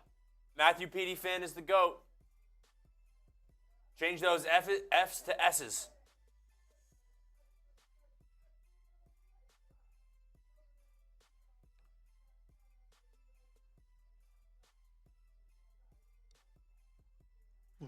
Second and goal from the 4.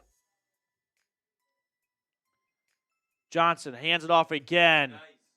And good tackle in the backfield. That's a loss of 1, maybe even 2 on the play. 3rd down. Keep those S's coming. It's working. It's working. Spam S. Let's get a stop.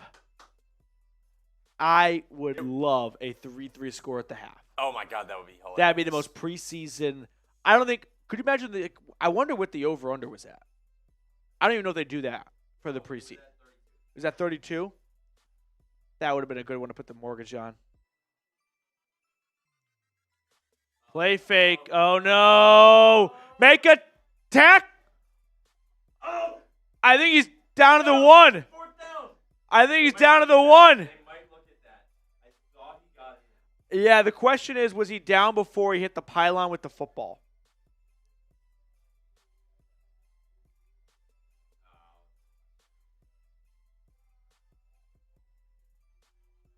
I think this will be overturned.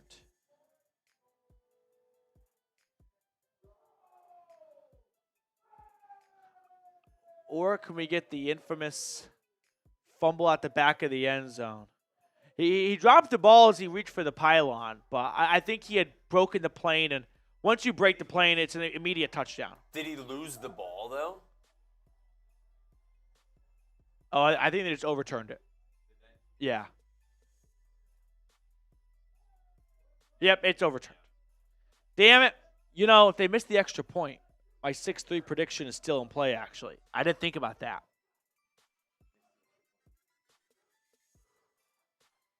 This game is actually putting me to sleep. The issue is Justin Tucker.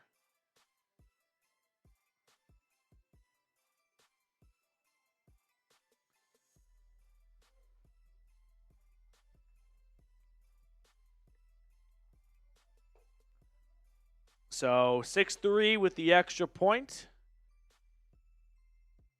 in the queue. Miss it, Tucker. Miss it. It would have been so poetic if no one scored a touchdown. And I don't think that ball could be any more down the middle. I think the field goal post could have been 1 yard apart, and he would have made it still. So a long touchdown drive from the Baltimore Ravens puts them on top for the first time. 7-3. F's in the chat. Mason B, it's good to see you, dude. Get Petey some caffeine. I'm not a caffeine drinker at all. I don't drink coffee. I don't drink any like Celsius or like those caffeine like. Can we call them energy drinks? Is that kind of fair? Yeah. I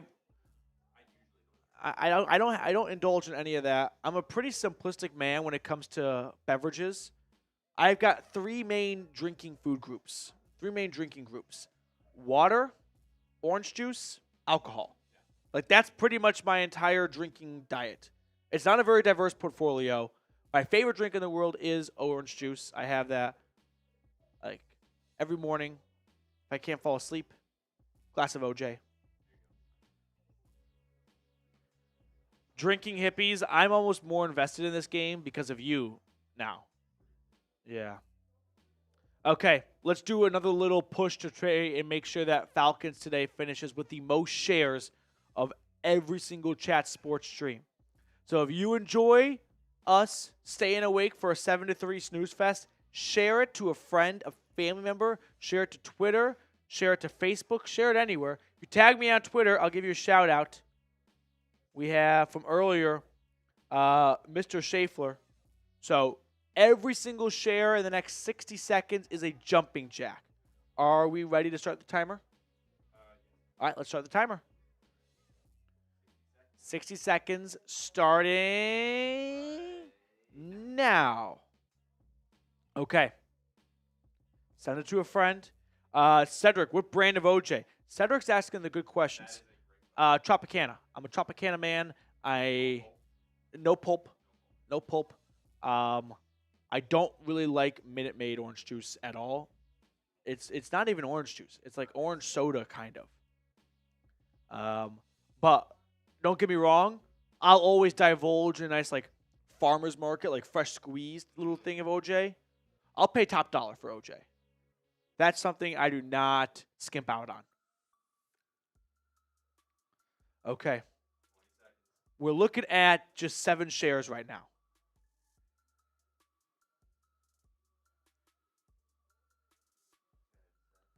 Seven shares. 4 minutes to go. Ooh, 8 shares. All right.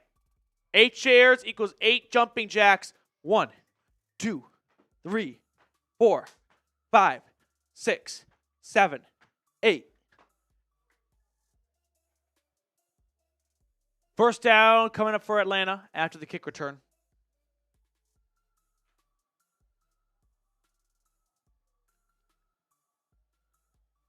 Heineke in the offense. Hopefully this is like the last drive we see of Heineke. Not that he's done anything wrong. I just need something different to talk about. And he's not moving the needle much for me in a 7-3 game.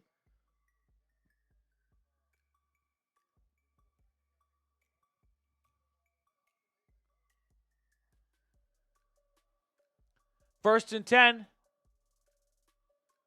Pitch to the right side. It's a run. for Washington, and he'll get 10 yards. Nice first down run for Carlos.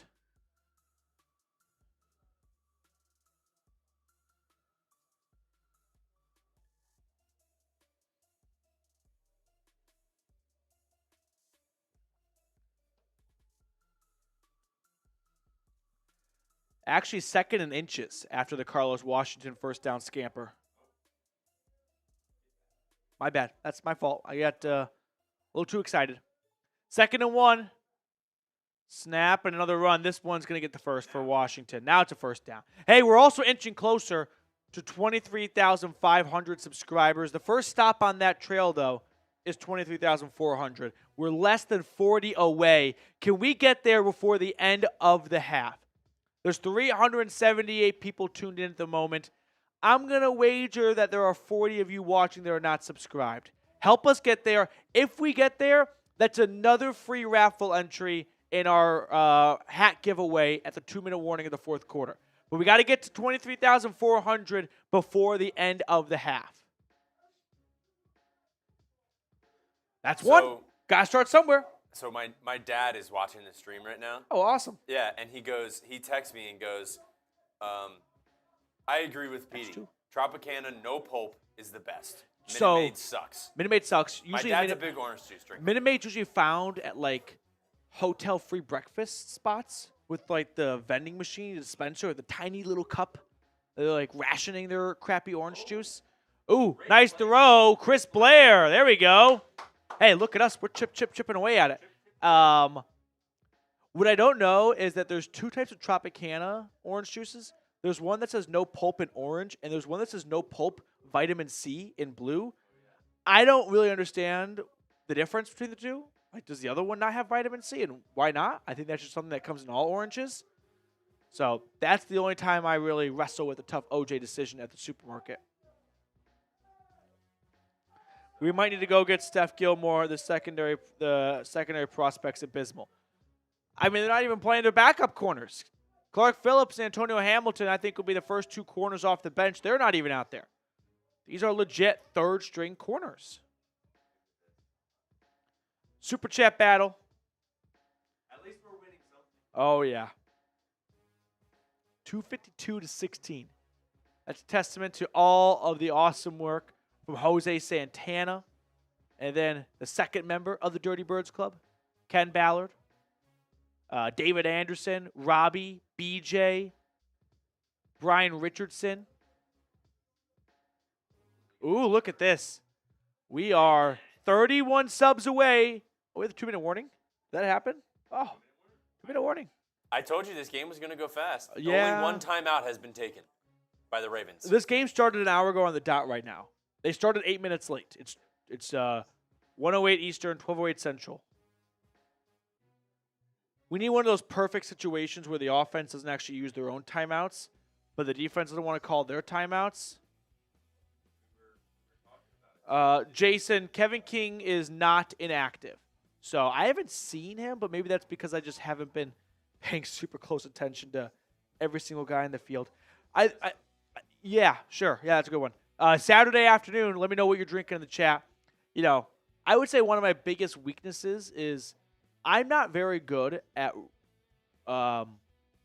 noticing when players have gone in and out of the lineup.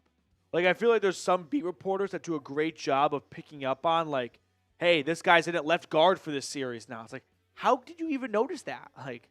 They're in a huddle. You can't see the nameplate or the number quite well. I'm always the slowest one to notice, oh, he's not in the game anymore. I didn't even notice that. That's one of the big kickers when you go watch a football game in person. You don't have the broadcast to tell you, an injury update. And all of a sudden you're like, hey, I don't think we've seen that wide receiver for a little while. It's like you're just watching people run around. Yeah. You're who is that? Matthew Petey fans having water. Ty Man the Buckeye having Hawaiian punch. I like it. Ken's having diet soda. The cheap kind. Jason's having some coffee. Let me know what you're drinking, what you're sipping on this Saturday afternoon. In the ultimate, warm-up for a great Saturday afternoon and evening. A preseason football game, baby. C4 is an aggressive way to kick off a preseason week 2 game with strictly third and fourth stringers playing. Look at the Falcons sideline. It's a wasteland. There's no one there. Over a third of the roster in street clothes. Cherry Kool-Aid, Coke. I went to the World of Coke a few weeks ago. Had not been in a long time. It was a lot of fun. First and 10, Atlanta runs it for about 4 yards. Yeah, we had a little QB option, and Washington ended up just taking it. Minute 45, the Ravens are on their heels right now as Atlanta is across the 50 at the Baltimore 45-ish yard line, or 40-yard line. Mason B said rum and Coke. Oh, wait, that was last night. 2nd and 8, just outside the Ravens 40. Empty set, snap to Heineke. He's looking to pass, trying to avoid a sack. He does for a moment. Now he runs with it, dives forward, maybe a gain of 4 on 2nd and 8. That'll bring up 3rd and short. Clock's ticking, minute and 10 and counting. Good athleticism by Heineke, though, right? It's a simple 4-man rush by Baltimore. No one's open downfield. He'll tuck in and run.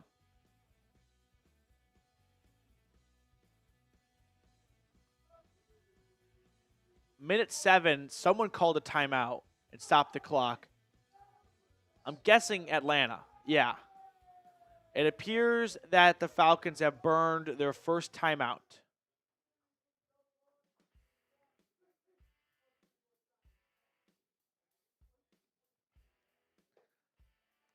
This is going to be the biggest sleeper of a postgame show. Karen's having protein 20 wild cherry water, sober 7 years, or it would be a large vodka tonic. Listen to you talk about orange juice. I guess a large tonic or a large vodka with tonic would help get me through an orange juice breakdown by me. Hey, first down pickup. Nice throw to the flat and good run after the catch. Under a minute to go. Clock's ticking. Tick, tick, tick, tick, tick, tick, tick. 50 seconds and counting. From the Ravens 28, Heineke will drop back to pass. Going towards the sideline. That's incomplete. Targeting Casey Washington, the rookie out of Illinois. Hey, that'll be kind of fun, actually. John Paddock, UDFA quarterback from Illinois. Casey Washington, wide receiver from Illinois. You know, often, I was trying to think about this a little while ago, how often you get a rookie and wide receiver combo go from college to the NFL together. I know what happened this year with the Broncos, Bo Nix and Troy Franklin, both from Oregon, but that's got to be incredibly rare. Jalen Waddle and Tua, but not the same draft class. 2nd and 10, throw is dropped. It is dropped with 37 seconds. Hey, we're 25 subs away from a free entry for the Falcons hat. We're going to raffle that off at the 2-minute warning. If you want to guarantee a spot in the raffle, $5 super chat. We'll toss your name in the mix. Let's get ourselves to 23,400 subscribers. That's a good starting point for the second half to reach 23.5. And then from there, I'm very, very confident that we can get to 24, maybe as early as next watch party. And then we got ourselves in good shape to get 25K for week 1.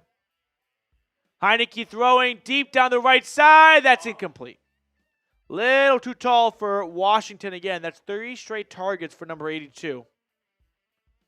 And now I think we're going to see a Younghoe Koo field goal with 30 seconds and change. That was one of the most wobbly passes I've ever seen. Not a good spiral.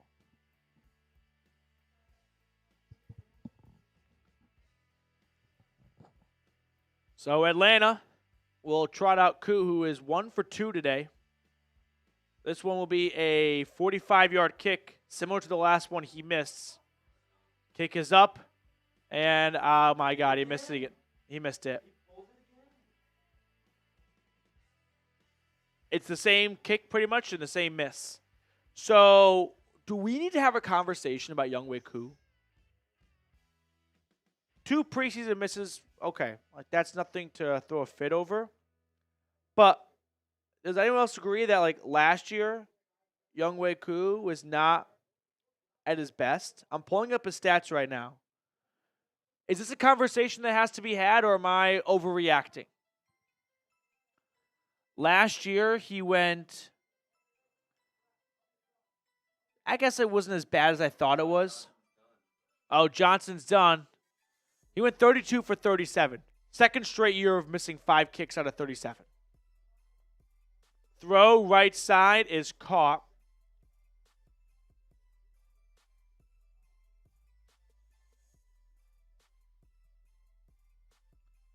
He went 9 for 11 from 40 to 49 last year.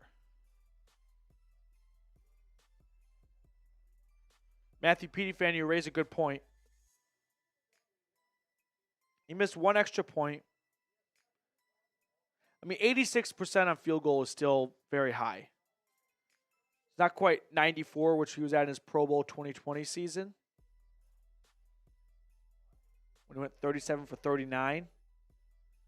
But, I mean, last year he missed 5 kicks.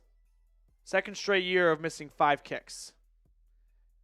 Back in 2021, he missed 2 kicks. 2020, 2 kicks. 2019, 3 kicks. There's 18 seconds left. I think there is some level of a conversation to be had now. It was like a second straight average year, which for kickers, you don't want to get too greedy, but worth monitoring. Leary on 2nd and 10 is going to run with it, and this will be a pickup of 2 or 3 yards. And that was not a good decision from the rookie quarterback. You got to know, like, this isn't even like an NFL thing. There's 19 seconds left. You cannot waste a timeout for a 2-yard pickup. You just got to throw it out of bounds. That has to be the course of action for him. Now you can't throw it over the middle of the field. It has to be sideline. I don't know. I don't think you can throw it anywhere and run up and spike it in 12 seconds. I just think the play itself is going to take 3 seconds for a guy to run 20 yards down the field. I'm being generous. In 9 seconds, everyone's going to run, get set, and spike it? I don't think so. 3rd and 9 from their own 48-yard line. Snap to Leary. He throws down the left sideline. That's incomplete. 7 seconds left, 4th and 9. This is a weird, I guess you just punt it. You don't want to give the Falcons good field position.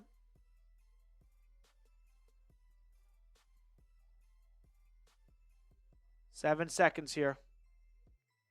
Broncos fan, at Chat Sports, we don't have enough hosts for all 32 teams, so it's unorthodox and unusual, and you're not the first or the last to ask this, but yeah, hosts have to help out on other channels, so if you see me hopping around a little bit, that's what that's all about. But I appreciate everyone's understanding. I know it's a bit bizarre and quirky, don't get me wrong, but I like the arrangement personally. At first I did not, because I was like, it's kind of difficult to manage, but it allows me to broaden my scope from just one team to several. So, punt with 7 seconds. Please take the entire 7 seconds.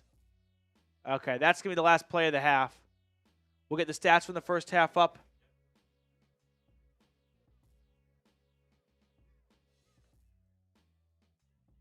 So it is 7-3 at the half.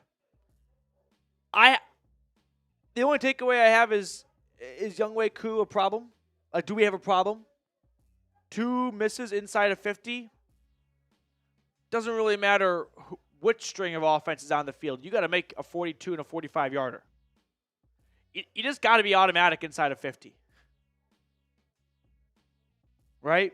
Are we all in agreement? Like, that's the bar for kicking the NFL. Got to be automatic inside of 50.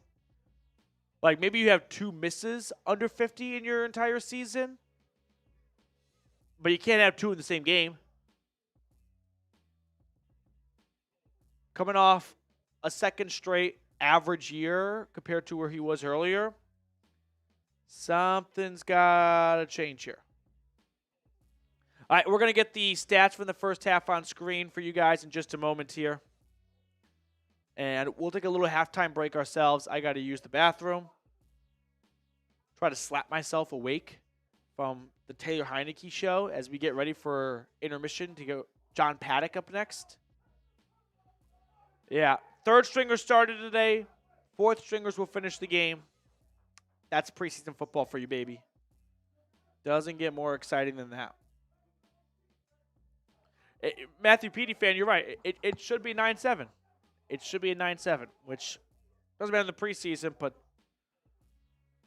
there's nothing indicating that won't stop when the regular season rolls around. Okay. So, halftime break here in just a moment. JC Tornado, appreciate you, my guy. Thank you very much.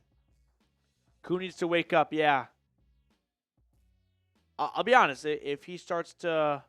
I don't think he's going anywhere. Like, I don't think they're going to overreact too much from some preseason misses. But it's going to actually, like, make him on the hot seat if he misses in the regular season. Like, the least will... How about this? If he doesn't clean it up for the rest of the preseason, if he starts a slow start to the regular season, they already have a short list of kickers to call. Whereas, if he didn't have a bad preseason, there'd be a much longer leash and more leniency for maybe some misses in the regular season. Okay. So we'll get the stats on just on screen in just a moment. Yeah, the yips. Him missing the same kick twice was concerning. No, I mean, I'm not gonna pretend to be a kicker, but like, not even a mental thing, just from a physical art of kicking. There should be some adjustment if you know what you did wrong the first time. It's like putting. You drop 2 balls and you miss one because you didn't read the break, and the second putt you make the same. Are we just putting for the sake of putting? Broncos fan, I have my Falcons make it to the Super Bowl and win for Justin Simmons.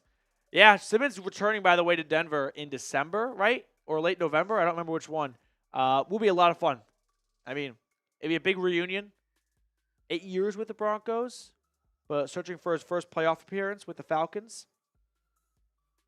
Okay, so we'll get the first half stats for you guys on screen here.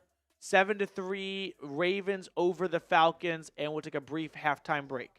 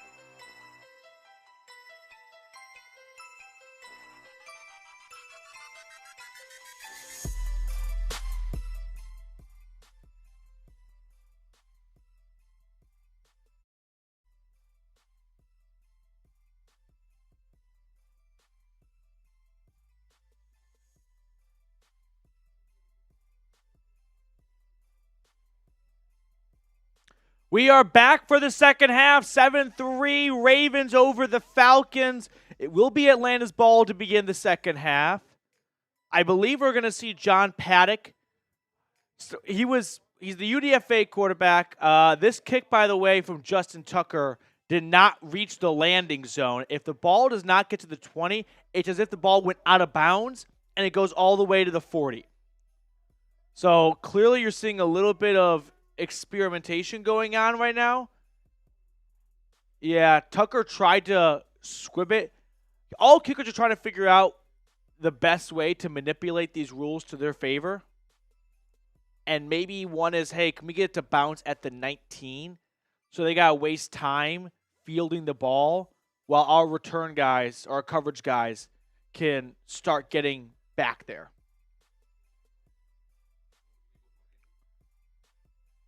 No, it is called a short kick. So if you don't reach it to the landing zone, the 20, it goes all the way to the 40. I do think as we all learn this new kickoff rule, the best outcome for the kicking team is to have it bounce at the 20-yard line. Stay in bounds, of course. If it rolls into the end zone for a touchback, then the ball gets placed at the 20-yard line for a touchback. 1st and 10, the Falcons run it on a jet sweep, and it's a gain of 5. Matthew PD fan, I did not see what Daniel Jones did, but when I was running to the bathroom, someone in the office said Daniel Jones, and I thought, why are we talking about Daniel Jones? What did he do? He threw a pick 6?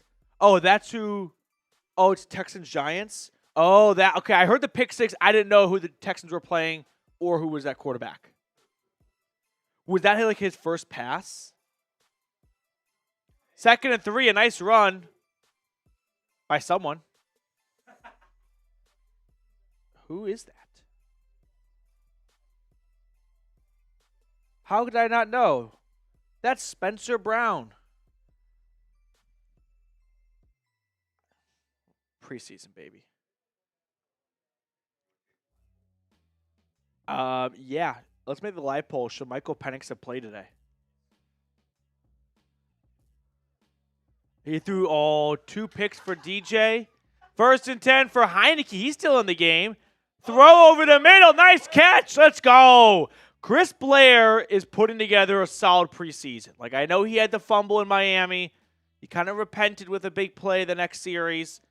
But if you're looking for some depth at wide receiver, he's been the number 1 second, third tier guy, I would say. If you want to sound smart in front of your friends, Chris Blair is that preseason winner so far.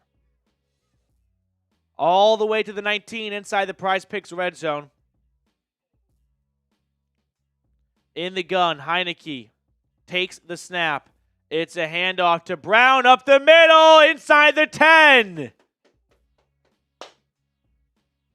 Daniel Jones has thrown 2 interceptions. Things are going to start unraveling in New York. Marsh, our Giants host, is going to be in shambles.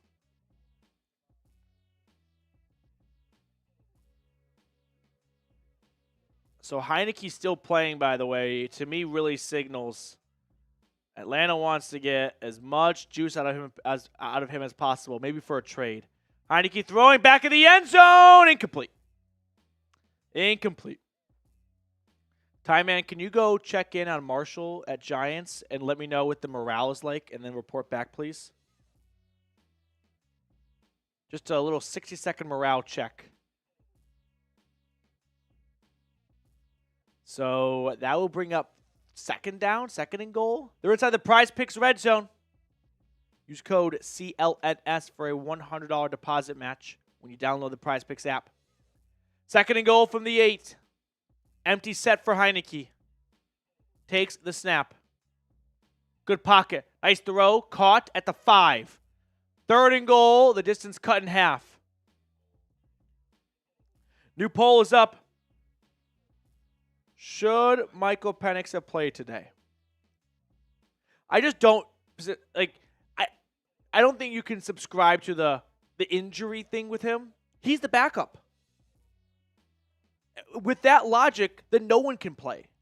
The logic checks out for the starters. But why is one backup more important than the other backup?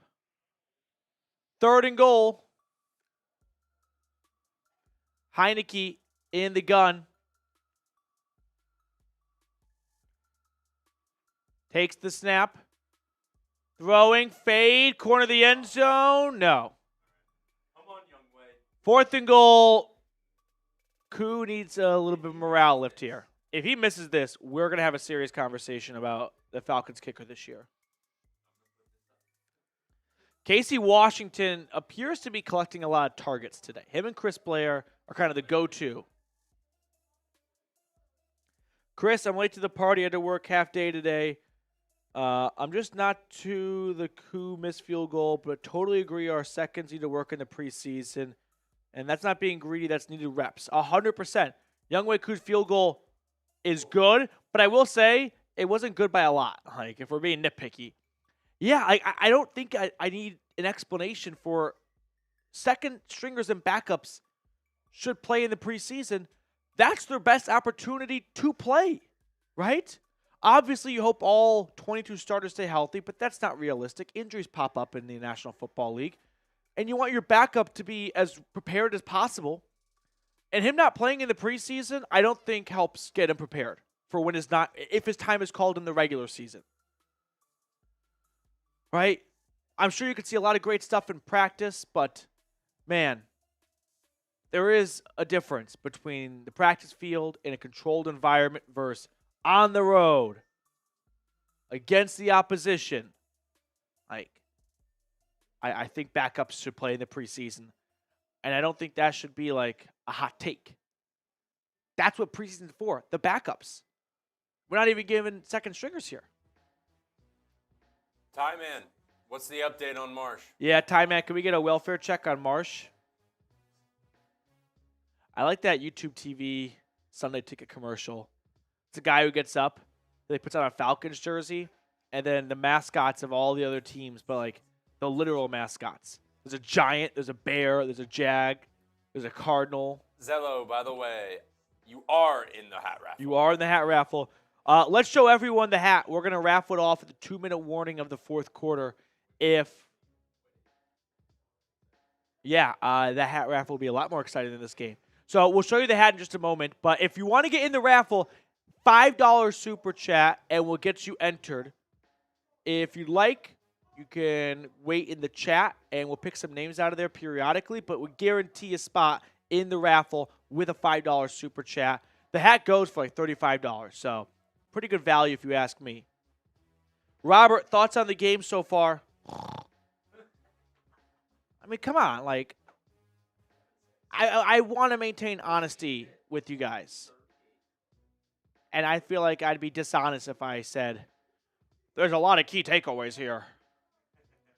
I told Reed at halftime, like, here are the takeaways. A lot of guys didn't play. That's a questionable decision and worth discussing. Younghoe Koo is 2 for 4. And what was the other thing I said? Maybe trade Taylor Heineke? There's not a whole lot to unpack here. Saints are way better than the Falcons, says Adrian. You know, Adrian, you and I can disagree. There's bias on both sides. You know who's unbiased? Justin Simmons. I was going to say, the Saints would be really good with Justin Simmons. Oh, wait. Don't you think if the Saints were way better, he would have signed there? But I guess not. And it's not like he has a rooting interest in one team or the other. He picked a team he thought was better, and it wasn't yours. Ty, man, LOL, he's talking about one of the players. He said he fucking sucks. He's on the other side of this wall, so I can hear him, but I can't really make out what he's saying. It just sounds like muffled talking from like one floor to the next of your apartment building. But he's upset. So it's 7-6. We have 2 field goals and 1 touchdown. Is this? What was that last one? New York fucking Giants?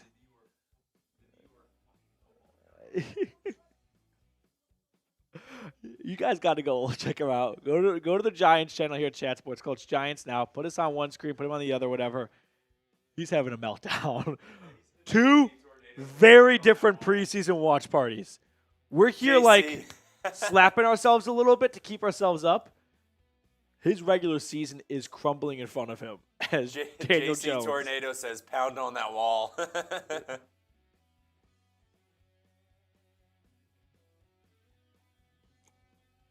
LOL, he had to post a score of a meaningless game in which it was better for us to lose, like we care right now. There's nothing more of a staple than preseason interviews mid-game, over the game. They get the side-by-side cam a little bit. 3rd and 1, the Ravens convert. I don't know who's in at quarterback. Can someone tell me? I thought they only had Lamar, Josh Johnson, and Devin Leary. Who, by the way, Devin Leary played what? I think he played the one series or two at the end of the first half when he scrambled for 2 yards and they burned a timeout. Yeah. Quarterback? It's Emory Jones. I didn't know he was on the Ravens. Okay. That's a familiar college football name. Emory Jones. Entertain us. That's incomplete. Never mind. Falcons are grossly overrated. Aging QB past his prime. I'm going to stop you right there. How can he be past his prime if last year he was on pace for the best year of his NFL career? It'd be one thing if his best season was 4 years ago. He's literally just gotten better in the last 4 years. So, right off the bat, you're completely miscued in terms of past his prime. Let's continue reading. And coming off an injury. Fine. Can't guarantee he'll look perfect after an injury. No one knows. Head coach with a 30% win rate. So we're going to reference his first head coaching stint when I believe Bush was in the office. I think we had just turned from Bush to Obama. That is how long ago we have to go back to define Raheem Morris as a coach. When Obama didn't have gray hair yet. That doesn't seem like a great timeline. Falcons ceiling is 7 wins, just the reality. I don't think their ceiling is 7 wins. I think they're a 10-7 team. And Emory Jones, I mean, he's competing for the 3rd QB spot on this roster, likely a practice squad spot, but he's doing better than Devin Leary. Listen, if you're looking for a Falcons YouTube channel that tells you to go sign Justin Simmons and trade for Matthew Judon, subscribe right now. That's all I got to say. All I got to say. It's a handoff on 1st and 10 for the Ravens. They're across midfield, and it'll be a rush of 3. Toughest games against the Chiefs or Cowboys. I would say the Chiefs, right? For the Falcons, there's a lot of guys on that roster that have not played Sunday Night Football. I mean, Atlanta's last primetime game, like Sunday night or Monday night, wasn't it against the Eagles in 2021? They played Thursday night in 2022, but no Sunday or Monday. And they didn't play either in 2023. 2nd and 7, it's a wide receiver screen that's blown up by Natrone Brooks. Loss of a few on the play. Cunningham on the receiving end. So there's going to be, a little bit of an adjustment for the Falcons going up against the Chiefs, who routinely play 3 to 5 Sunday, Monday night games combined.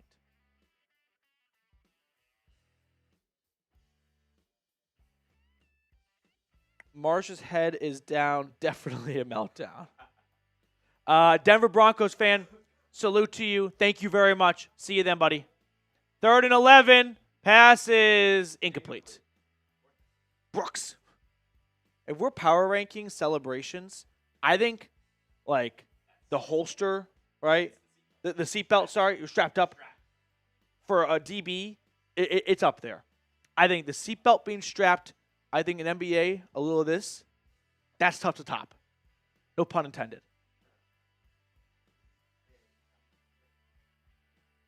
Fourth and 11, and the Ravens are going to punt.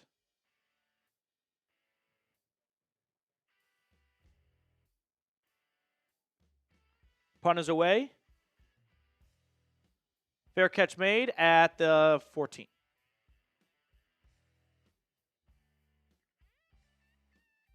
Dynasty Gamer. Did Penix not dress? Correct. Michael Penix did not dress. He was inactive today.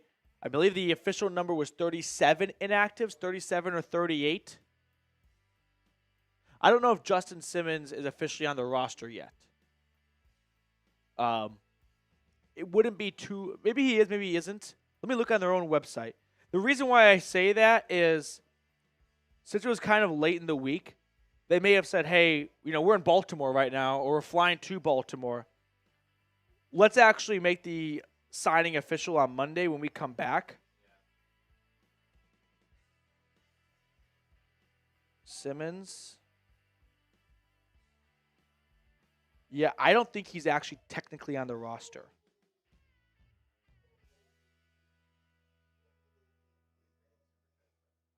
Yeah. Okay. While we're at commercial, I want to tell all of our viewers about PrizePicks. Now, if you're wondering what PrizePicks is, it's America's #1 daily fantasy sports app with over 5 million active members. All you do at PrizePicks is pick more or less on 2 to 6 player stat projections and then watch the winnings roll in. You can now win up to 100 times your money on PrizePicks with as little as 4 correct picks. You can turn $10 into $1,000. If you're looking for promotions, by the way, PrizePicks has got you covered every week. They lower stat projections on Tuesdays to help your lineup out. Here's an example of my PrizePicks selections. You're more than welcome to download the app and then use code CLNS for a $100 deposit match and ride with me, fade me, or make your own selections. But whatever it is, download the PrizePicks app today. Use code, say it with me, everyone, CLNS for a first deposit match up to $100. That's code CLNS on PrizePicks for a deposit match up to $100. All that information is in the comments and description of today's video. PrizePicks. Pick more, pick less. It's that easy. We are back from commercial. We haven't got a super chat in a long time. I don't want the Ravens to start thinking that they have a fighter's chance in this one. Next super chat, no matter the amount, gets in the raffle. Right now. Next super chat, no matter the amount, gets in the hat raffle, which we're going to do at the 2-minute warning of the fourth quarter. Yeah. Next super chat, as we get an incomplete pass from the Falcons, automatically entered into our hat raffle. No matter the amount. Who's in at quarterback for Atlanta? Are we still riding with Heineke, or are we seeing... So John Paddock, he was signed when they did all their UDFA signings after the draft. He was released 2 weeks ago. They signed Nathan Rourke. Nathan Rourke played 1 preseason game. They released him and brought back John Paddock. That looks like John Paddock to me, because not that I know what he looks like, but it doesn't look like Heineke. Yep, it is Paddock, and his throw is complete over the middle. Gain of 4 or so. JC, I agree. Michael Penix should have played today.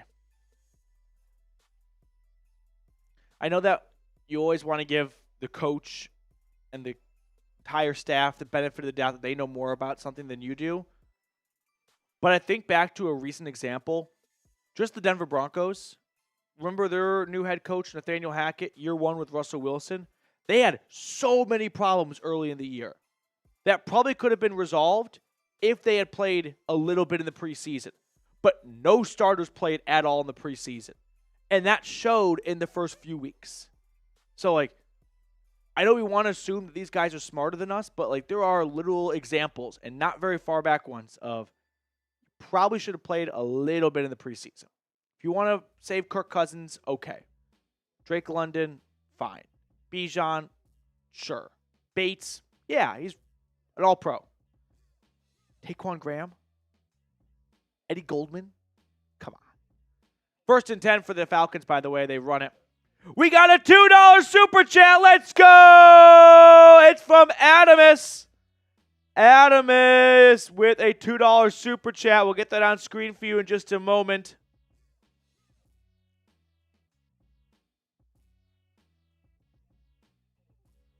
Adamus, appreciate your super chat, my man. Yeah. No worries.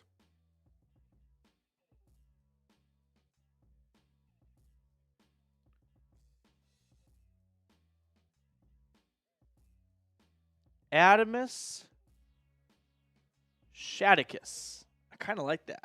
Adamus Shaticus. Yeah, Adamus was a victim of the comments. So this is actually a nice full circle moment. Adamus, I will say your avatar kind of creeps the hell out of me, though. I don't know what that serpent is, but I don't like it. Good feeling about the season after getting Simmons. Yeah, it still feels kind of surreal that they have a Pro Bowl lineup at safety of Simmons and Bates.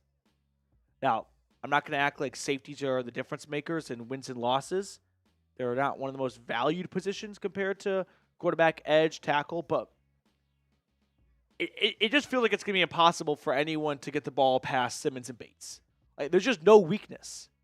It's Kevlar. What's the Kevlar? Yeah, it's Kevlar. JC, correct.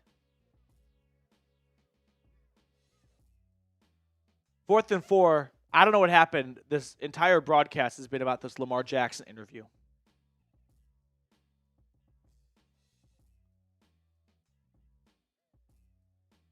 Falcons punted it. Return across the 15 to the 20. Stopped after the 15 or 20 or so. So with 4 minutes left in the third quarter, Adamus, you've been added to the raffle too, by the way. I'm kind of pulling for Adamus. Like, I think Adamus, I'm sure in my, warpath of going back to comments that told me I was wrong, I probably ruffled some feathers, but so be it. You can dish it out. You should be able to take it. But Adamus has been cool about it, so I appreciate that. I don't know what the chat is arguing about, but I'm into it because it has nothing to do with the game. So I every once in a while I peek down and you can just kind of tell in the first few words, like, Green Cat calling someone pal is awesome. I'm obsessed with this YouTube TV Sunday Ticket commercial. There's a Patriot. I was just some girl, I guess. They could have probably done a little bit better with that. Could be a Paul Revere looking guy. 295 viewers right now, 283 likes. Can we get ourselves to 300 likes? I think the Giants are starting to march a little bit of a bounce back right now.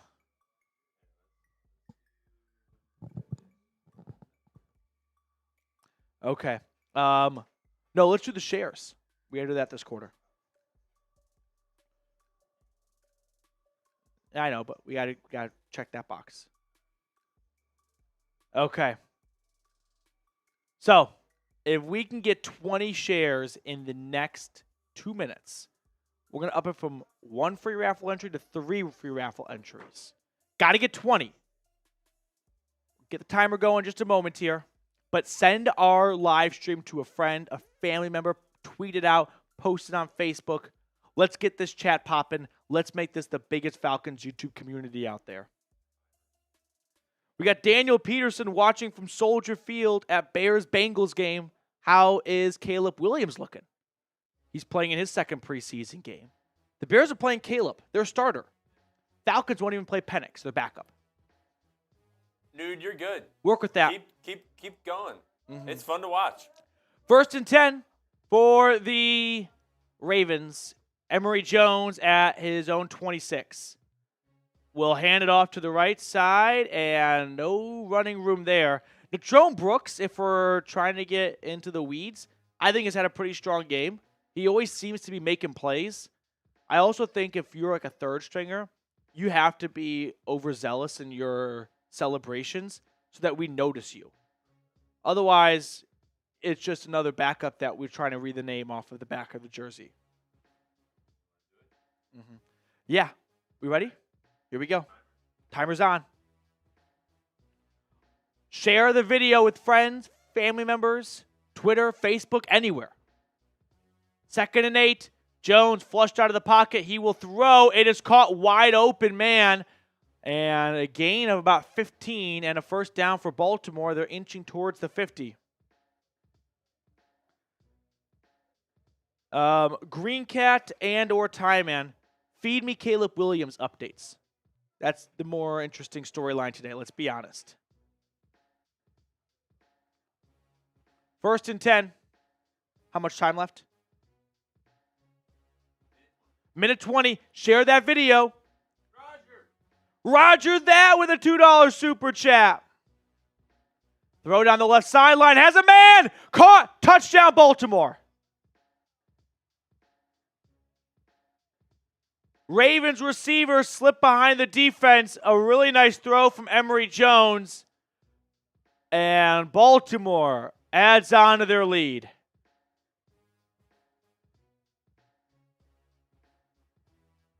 I didn't see who the DB was, but that's going to be something to monitor.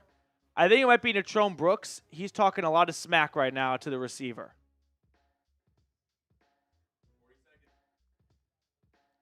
40 seconds. It's not looking good to get to 20 shares right now. I'm going to keep it a buck with you guys here. We have some work to do. We are not trending towards 3 raffle entries. No, we are trending towards 1 sympathy raffle entry. But there's still time. Hit the share icon. Send it to a friend. YouTube tracks it. The Ravens just burned a timeout before an extra point. 10 seconds. All right, who was in coverage? Oh, he gets beat on the double move big time. He bit down on it hard. So, did not reach the 20 threshold we were searching for. I want to see who that was that got burned in coverage. Anthony Johnson. Roger that. We'll get your super chat on screen, and then we'll pick someone out of the chat for a free raffle entry.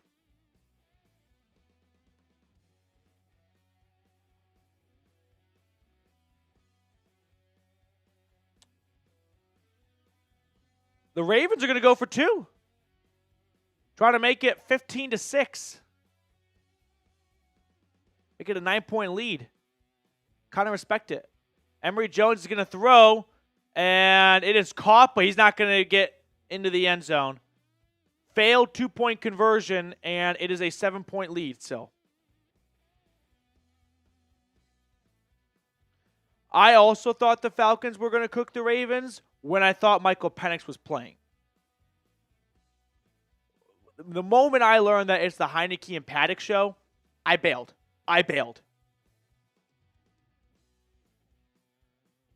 Roger that. All I got to say is rise up, Dirty Birds. I like Roger that.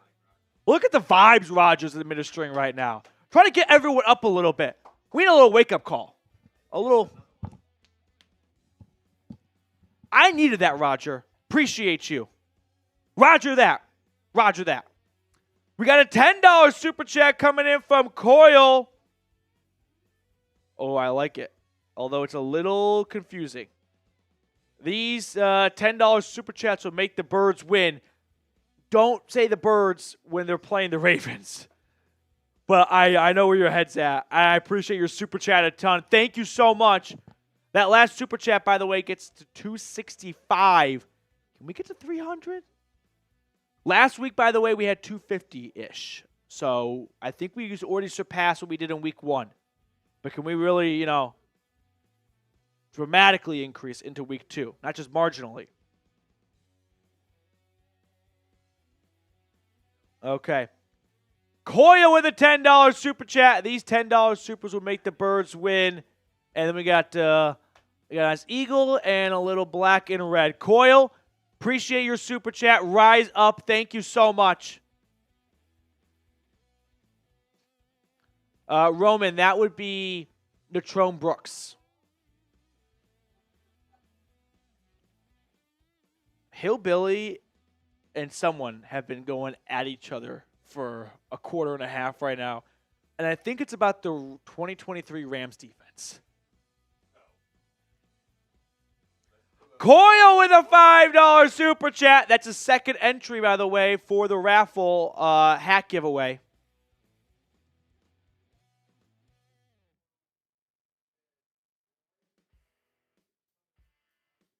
So, looking back, oh, man. Anthony Johnson just bit hard. It's kind of like you play NCAA where the receiver, I mean, this is just true in football, has an option. Like, depending on what the safety does, where they line up, and once the ball is snapped, if they kind of move into a zone coverage or are they responsible for a man because it's a blitz, the receiver has an option. Like, either run a curl route and work back to the football or go double move and a nice go route. Made the right call. Coyle, appreciate your super chat. We're going to throw it on screen again in just a second here. Start spamming A, though, in the meantime. We're going to pick someone out of the chat in just a moment for a free entry. Start spamming A if you would like that free entry. Oh, there it is. Adamus with another super chat. Let's go, Adamus. Talk about breaking bread, me and him. 1st and 10 for Paddock at his own 30. It's a handoff up the gut, and it's a gain of 3. For Spencer Brown. Coyle with another super chat. Let's go. Oh, big development. Coyle, the better birds, LOL. I assume so. And by the way, a Falcon would destroy a Raven immediately. I'm a big Medieval Times fan. I don't know if anyone else has been. I've been to the Atlanta Castle. They have like a Falcon like fly around the arena. It's a top 5 moment of the night. No free ads, but I love Medieval Times, and the Falcon part of it is so cool. Coyle, thank you so much for the super chat again. Rise up, dude. Adamus with a $5 super chat. All these $5 super chats are extra entries into the the hat entry. Adamus, the Red Birds, LOL. Yeah, I think we cleared that one up. I don't like the Ravens logo because I don't like how horizontal it is. You got to make it somewhat square, right? It's got to be somewhat close in distance of vertical and horizontal. 3rd and 8. Paddock's pass is tipped, and it thankfully hits the ground. This is an incomplete pass. Oh, no, they're saying that was a fumble. That clock's still running. That's strange. I thought that ball was just tipped coming out. Was his hand hit, or was the ball just kind of batted immediately? That kind of looks incomplete to me. Right? Does it kind of look like as he's throwing it simultaneously, the ball is kind of batted? It looks incomplete. They just ran 20 seconds off an incomplete pass because the clock operator has plans this afternoon. Yeah. He's like, I am making my tea time. Coyle, another 5 because y'all doing great at commentary. Thank you very much, Coyle. I can't wait to do commentary for a regular season game. Oh, they ruined the tea time. They reset the game clock. He tried to slip one past them. And then Adamus again. I should specify the Red Birds from ATL. Yeah, you were leaving it open to interpretation. I don't know if you're a big Cardinals fan, but this one pretty much sums it up. Return for the Ravens will get out to the 22-yard line. So Baltimore with the 7-point lead will have the ball with 2 minutes left in the third quarter. Adamus and Coyle, a little ping pong between the two of you. Thank you both so much. We are approaching the fourth quarter, which I'm excited for because it means we get to do the duck race for the hat giveaway. That's going to be a lot of fun. I still haven't picked someone from A. I forgot about my own thing. Bring the A's back. I'm picking someone after this 1st and 10 play. That's my fault. That's on me, everyone. I'm going to wear that. Spam A. 1st and 10, the Ravens pick up about 8 or 9 yards. Okay, spam A. This time I promise I'm actually going to pick someone. I got kind of sidetracked with all the super chats that came in. So I'm going to pick someone in 5, 4, 3, 2, 1. I've got Matthew Petey fan. Matthew Petey. I think I got to pull from my own burner. Although the collusion, like, theories or conspiracy theories would be out of this world. 2nd and 2, the Ravens run it again, and they get the first. Hey, that's John Kelly. He was on the Browns just a few days ago. He went to Tennessee. Good running back at Tennessee. I felt like he went to the NFL 1 year too early, though. A couple of 5s rolling in. Ayo! Lil Savage and Coyle. Shout out to both of you. We'll throw those on screen in a moment. 1st and 10. Emory Jones in the gun at his own 34. Takes the snap. He is pressured, and he's going to try and run with it. He basically just gets back to the line of scrimmage. Maybe a loss of 1.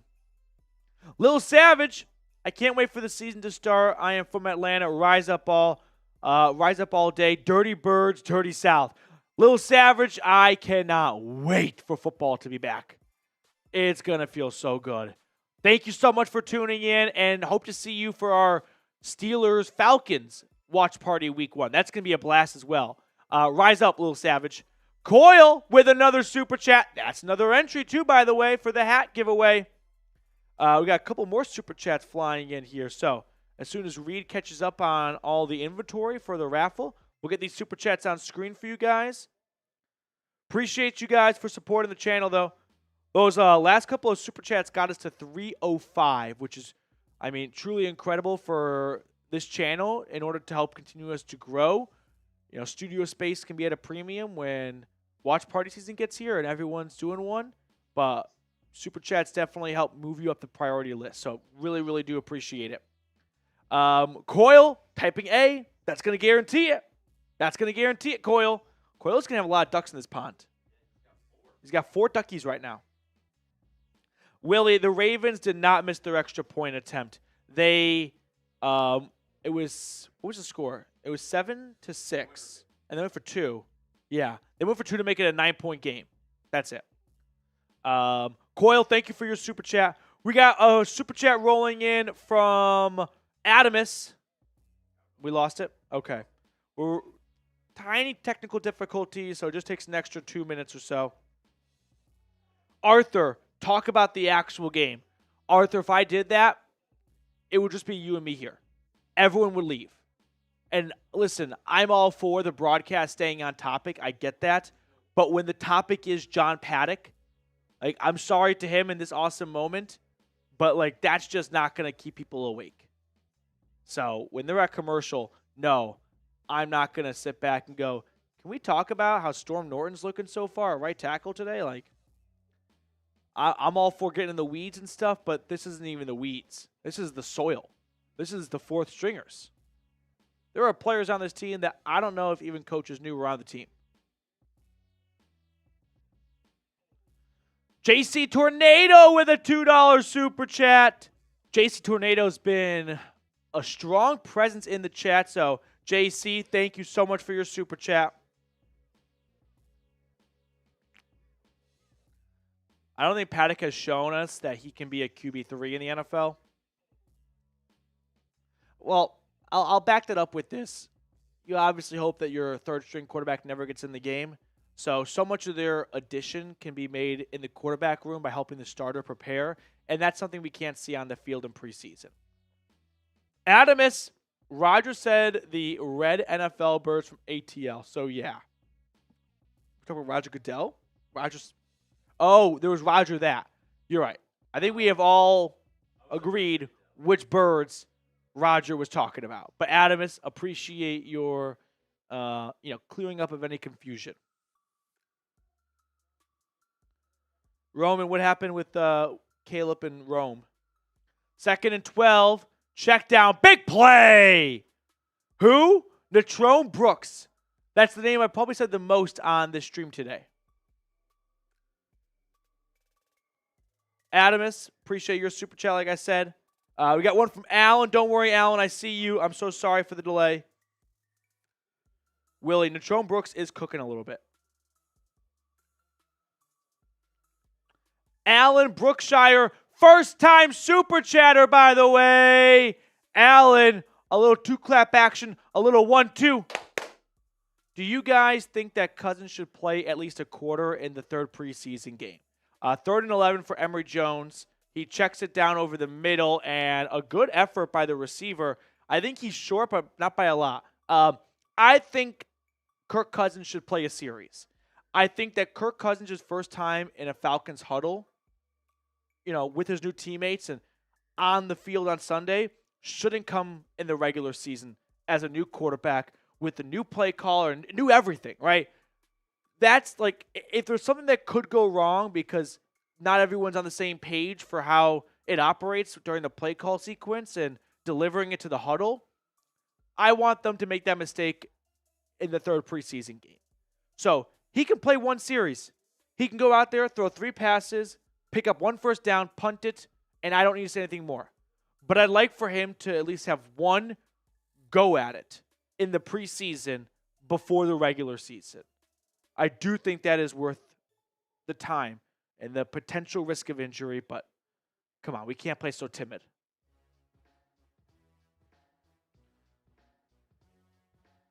Like, young Kirk needs to sit. Listen, if Kirk Cousins was on the Vikings this year, yeah, sit him. Like, same head coach, same play caller, yada, yada, yada.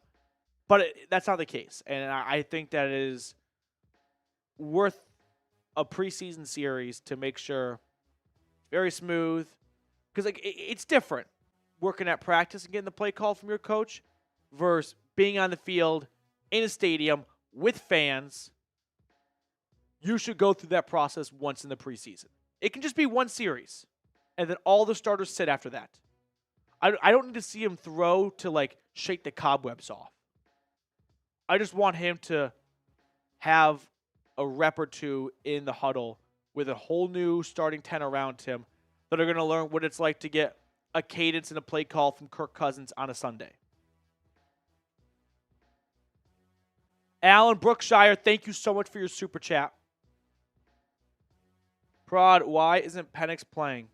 That is a question for Raheem Morris that I'm sure he'll get asked by the media after the game. JC Tornado with a $2 super chat. Diehard since 1982. First NFL game, December 5th, 1982. JC, thank you so much for hanging out with us as Atlanta has a running back rip off a nice run. JC, rise up, dude. It's always good to see you in the chat, and look forward to seeing you for more watch parties, buddy.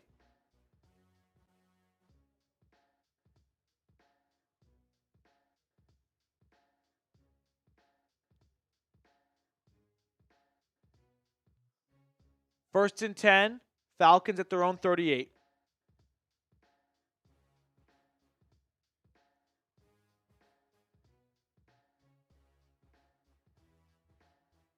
Under center. The handoff is not going to go too far. 2nd and 8 coming up now. Quick throw to the right side. This is caught. Nice run after the catch by the tight end, it looked like. No, it's John Fitzpatrick. I don't know who that was. JC, one series from Cousins. Penix 3 quarters. No Heineke, please. I don't hate that. I wouldn't hate, actually, if Cousins did one series from the 15-minute mark to the 12-minute mark and Penix played the rest of the game. Basically, Penix played the whole game. Give him a ton of reps because he's not going to play for the next 8 months after that one preseason game.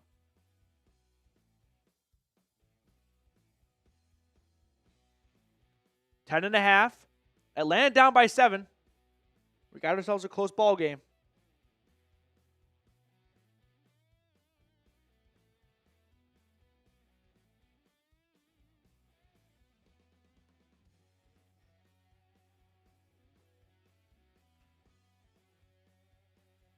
First and 10.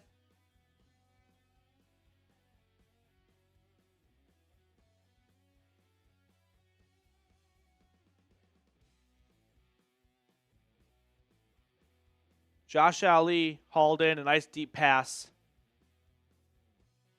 I feel like I'm having an Al Michaels playoff NBC moment. Jags Chargers. Just the lack of energy for Josh Ali hauling in a 30-yard reception. And I'm like, oh, he caught it. He caught it. Yep. In the gun, Paddock takes the snap. He'll look to pass. Short, caught, gain of 1. What's the live sub count at, Mr. Reed? Let's see if we're inching our way. Oh, we're getting there. Closing in. Adamus with another super chat. Have yourself a day, Adamus. Under 10 to play, 2nd and 8. 18 more subs. Get us to 23,400. Snap to Paddock. He'll throw down the sideline, incomplete. Flag on the play.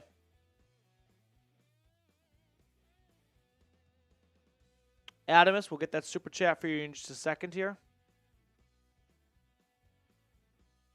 If you're not subscribed yet, this is the best Falcons YouTube channel, and you don't take my biased word for it. Go check out the chat. Let me know your favorite place to get Falcons content. My feelings won't be hurt if it's somewhere else. There's always good spots to get loads of content. But if you're a little bit on the fence about whether or not, because I can be pretty stingy about giving my subscription to people because I feel like they got to earn it. You know what I mean? I just willy-nilly hit subscribe. But if you don't take my word for it, that's fine. I can see why I might not be the most unbiased perspective. But look in the chat. 3rd and 8. Snap to Paddock. He'll throw incomplete. Flag? He's all in a flag. This will be a PI. Yeah. Another $5 super chat rolled in. Adamus, I will be here for every watch party if I'm not working at Publix. Let's go, Petey. Adamus, appreciate you already committing and pledging to unwavering attendance. The only question I have, and Reed, as a man who went to high school in Florida, and college, you're right, sorry, go to pub sub. What is it? I'm going to say mine, and we'll say if we say it at the same time. Okay. Ready? 3, 2, 1. Buffalo chicken tender. Okay, yep, same thing. There we go. Yep. It's so good. It's amazing. And I don't even like that usually other places. Oh, my God. But from there, so I do good. like it. It's so good. Yes. We got Coyle. Coyle, touchdown in a few minutes. Not yet. We're getting there. They're driving. Hopefully. They're driving.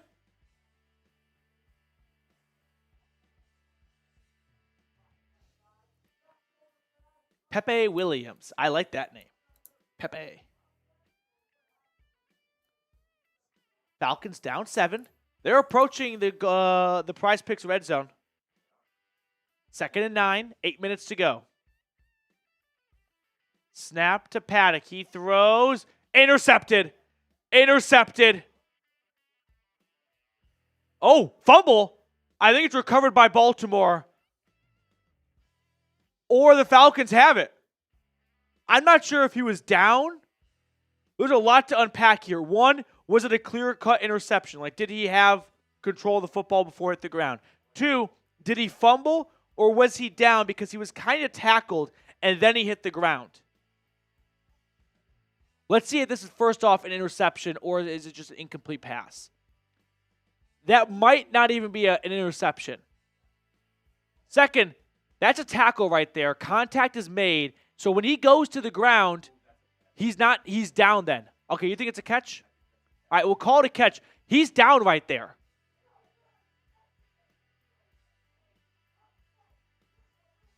But he looks a little disgruntled. So they're going to commercial. I think it's a catch. I also don't think it's a fumble. I think it's a tackle by the offensive lineman.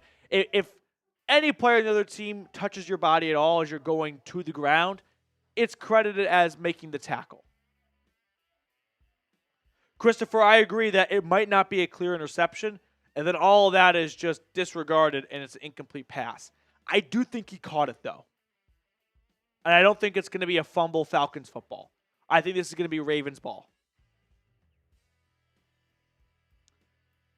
Fortunately, this is the end of the Paddock hype train. It was cruising along.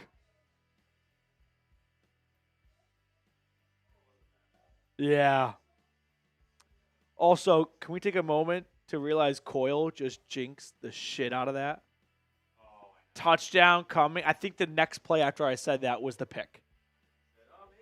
Coyle, don't make that mistake again in the regular season. Don't jinx us in the regular season. Yeah, I was kind of hoping Paddock would emerge as like, hey, he's pretty comparable to Heineke, and he's, half the price. Let's roll with that. And maybe they'll still come to that conclusion, even if he's not comparable, but just marginally worse. Again, I don't think in QB3 you're looking for the better quarterback, the better passer. I think at that stage, like, hey, who's going to help get the starter ready? Like, who's going to be in the quarterback room, in the meetings, and picking tendencies up on film and sharing it with Cousins and getting the best out of him every single week. That's a big part of the job as a backup. I think your second string quarterback, you want the best possible passer.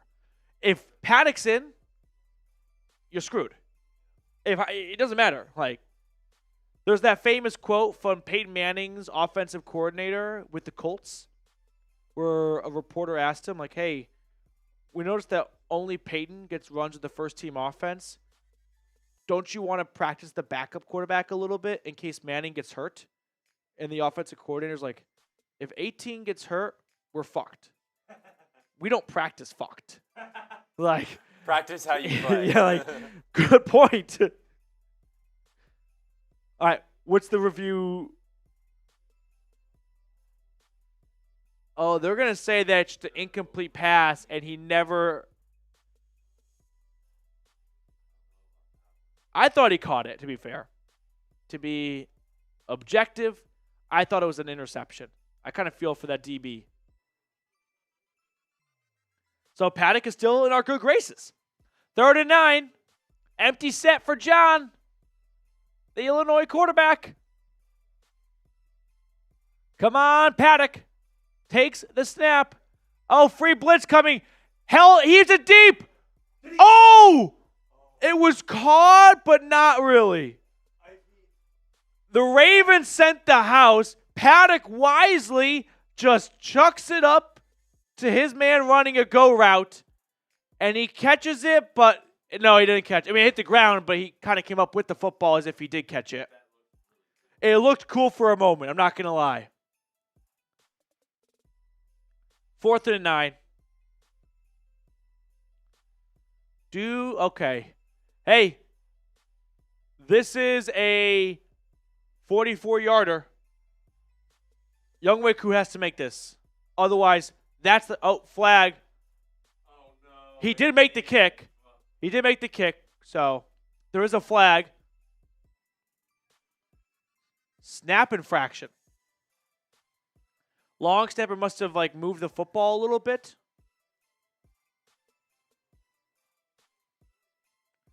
So now it's a 49-yard field goal for Younghoe Koo. He made the first one before the flag wiped it out. Younghoe Koo's lineup, it's so untraditional. He basically just stands at such an awkward angle, I feel like. There's no run up. He just takes 2 steps and just kicks. Oh no. He missed it. He missed it wide left. All 3 of his misses today have been identical. Wide left, wide left, wide left. We might have a problem. That's 3 misses under 50. He's 2 for 5.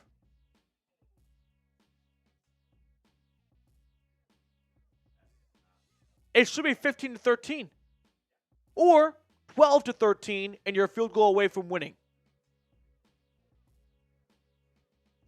Willie, I echo the same thoughts. I'm nervous now. 3 misses in a preseason game? That is a problem. Adamus, about the pick. Massive sigh of relief there. Yeah, unfortunately, it was only followed up with a little heart attack given to us by Koo.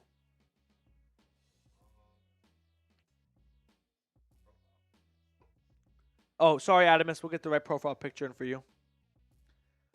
Christopher already thinks we should bring a kicker in, and I can't really argue that. I don't want to accept that. It feels like, hey, one bad game shouldn't warrant that. But when it comes to kickers, like, that's kind of the name of the game.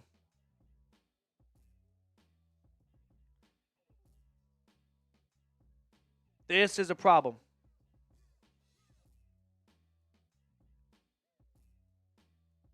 How many misses until you're worried? Because I would think 3 would be enough.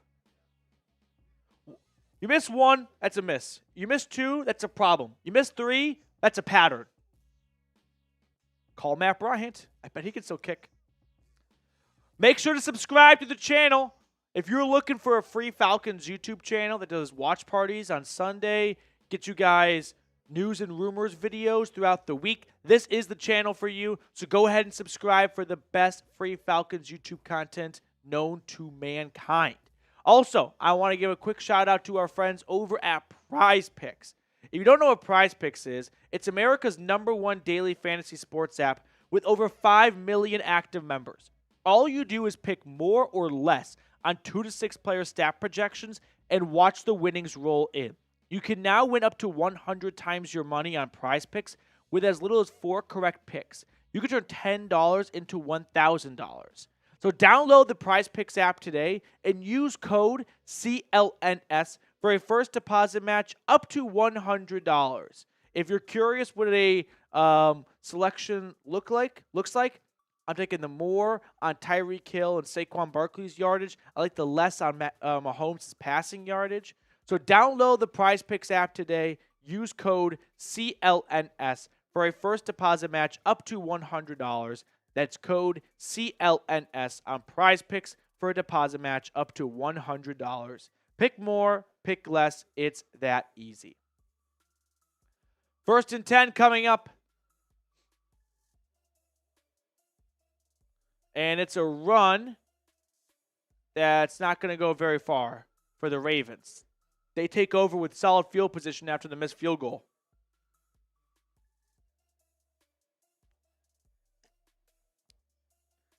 Here's my initial reaction to Younghoe Koo missing 3 field goals. It needs to be addressed if it continues into the next preseason game. I think you can afford, with his track record, to spot him one bad day. I think that's acceptable. What sucks is that everyone's so used to him being automatic. Yeah. If he misses 1 kick in the final preseason game, there should be another kicker in camp or in practice the very next day.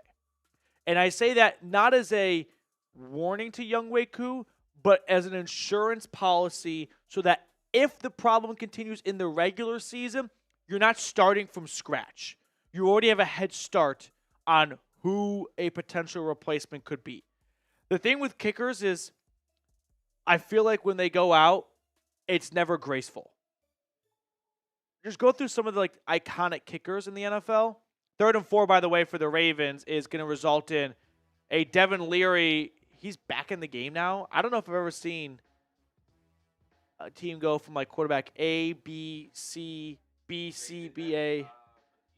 They did that? Okay. Tanner McKee, then Will Greer. Where was I going with it? Oh, for Younghoe Koo.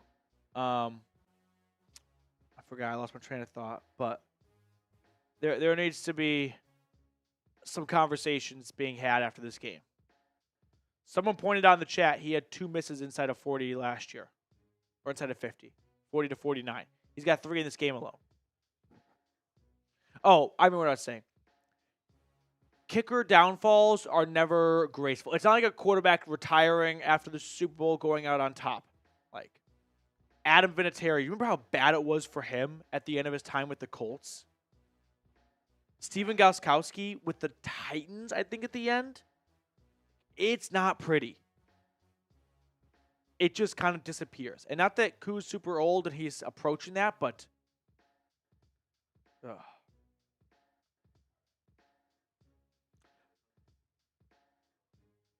yeah. Every share in the next 60 seconds will equal a jumping jack.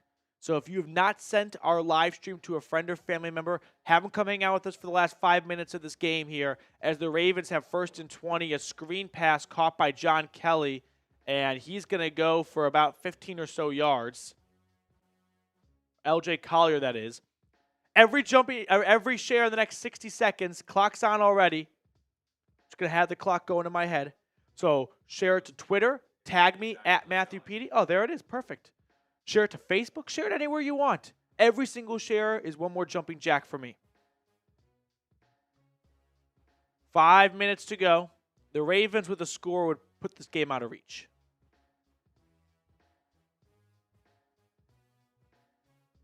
It's a run up the middle for a gain of a few. D'Angelo Malone made the tackle. So, wow, that says where he is on the depth chart. In the fourth quarter with 4 minutes to go. Still on the field. 4.5 minutes. We got the duck race for the hat at the 2-minute warning. $5 super chat to get you entered. Right now we're looking at 3 jumping jacks. 10 seconds. Can we add on some more? Hit the share icon. 3rd and 9. Leary will throw. Caught. Ball's loose. Oh, my God. Recovered by the tight end who fumbled it because the Falcons defender wanted to pick it up and run with it when he should have just dove on it. I think that's Lorenzo Carter. Oh, great. I'm not even sure this is a catch.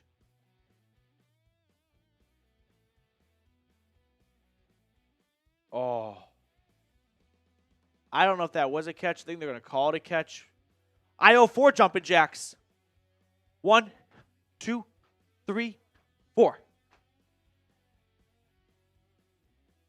4th and 9, and the Ravens will punt.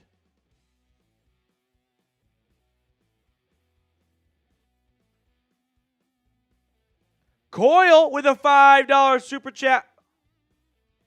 And they punt it into the back of the end zone. So who wants to be a hero for Atlanta? 3:20 remaining. 7-point game. All 3 timeouts. Who's going to put the cape on? Huh? Who's it going to be? Coyle, we'll get that super chat on screen in a minute. But in the meantime, was that Lorenzo Carter who tried to pick up the ball and run with it? I thought it was. I almost didn't think it was because I didn't think he'd be playing with 3 minutes left in the fourth quarter. Yeah.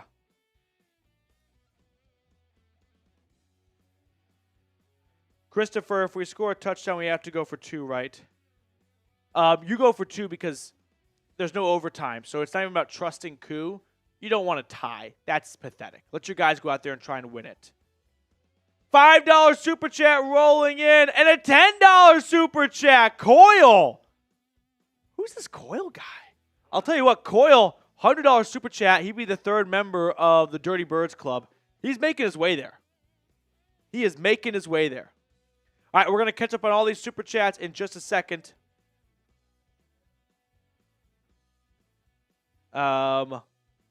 Mason B, Tori McElhaney tweet. Could be something as simple as they are working through a new process, holding technique. That sounds like excuses. You don't treat, as a kicker, preseason games as, like, experimental times for holding and snapping and things like that. There are a lot of nuances that go into a kick, the holder and all that. You do that in practice. Like, I don't think missing kicks is a result of we're trying something different. I don't think that's the case here.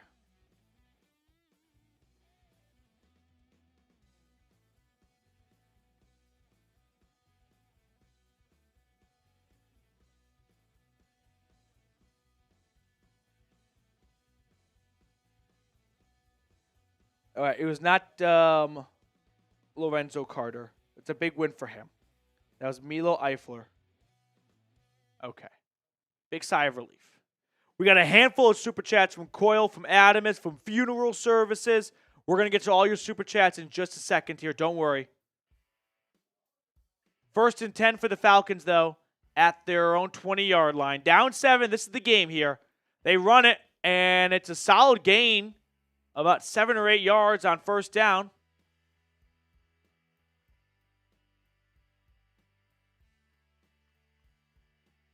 Second and short coming up. 3 minutes to go. Here at Falcons football, we'll get that change for you.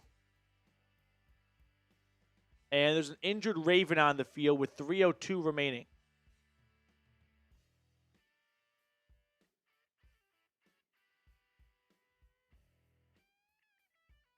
So they're going to tend to him. It was not Lorenzo Carter. I'm sorry for the confusion.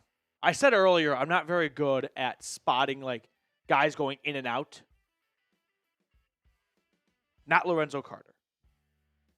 That's my fault.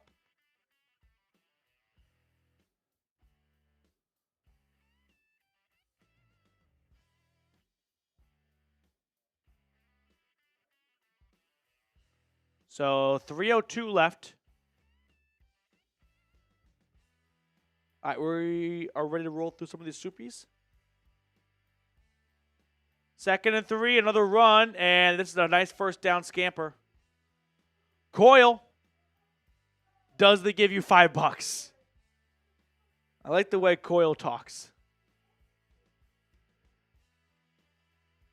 Last call, $5 super chat right now will get you added to our duck race for the hat raffle at the 2-minute warning. First and 10.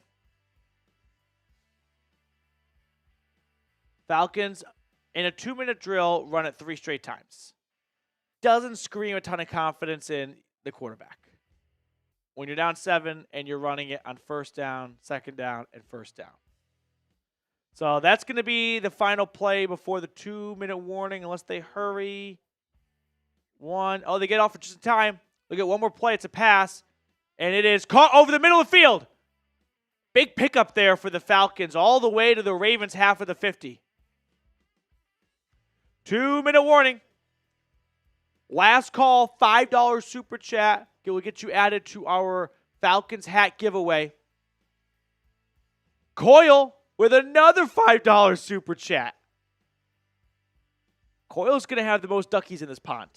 He keeps peppering the 5 soupies. Okay. We'll catch up on all these super chats in just a moment. Here we go. We ready? Funeral services. Are you worried about young Wei Koo? Yeah, I am. 3 misses. That should be a topic of conversation. I don't think you can chalk it up to it's preseason, no biggie. I don't think kickers should have a difference of preseason, regular season, or postseason. Make the kicks. Quarterbacks can. They don't want to show too much. They don't want to get too risky, whatever. Kicker is simple. It's black or white. Make or miss. I am concerned. Yes, I am. Funeral services, thank you for your super chat. Coyle with another $5 super chat. Or $10 super chat. He's done miracles on me. I don't remember what this is in reference to, but I love the context for this one, Coyle. And then we have 1 or 2 more that flew in. Adam, let's go, Coyle. Good luck on the raffle. Coyle saying good luck to you, to Adamus. And then Adamus, one last one. And then Coyle, gotta one-up you. Coyle and Adamus are reminding me of the Office scene. Oh, my God. Funeral services. Okay. We're going to get to these supers in a little bit, but let's get the raffle underway. You got all the names in there? Awesome. Who's ready for the duck race? I've been looking forward to this since kickoff. I'll be honest. This is probably the most exciting thing we're going to see. Yeah. So I see all your super chats. Oh, this is the Office reference of when Andy and Dwight keep trying to, like, owe the other one, the other one owes them a favor. Drove to New York for bagels. 2-minute warning about to be over. That's okay. Just move them all over. Okay, so we're going to get the duck race for you guys in just a minute. Reed's pressing all the right buttons.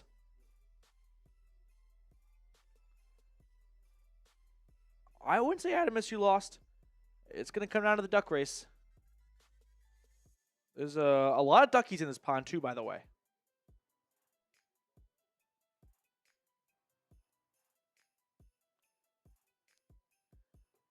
First and 10 coming up.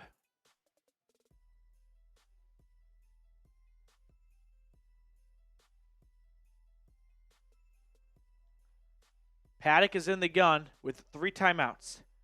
So we'll show everyone their names in there. If you want to push it across. So everyone can see their own names in the duck race. Let's actually say the duck race till after the game. We got 2-minute warning right now. Sorry, 2-minute drill, I should say. We finally have something exciting here. We'll save it for after the game. We're going to do the duck race in 1:50. We've waited so long for something entertaining in this game. Let's not cook it. All right, sub for dubs. Sub for dubs, baby. Falcons have 2nd and 3 at the Ravens 41.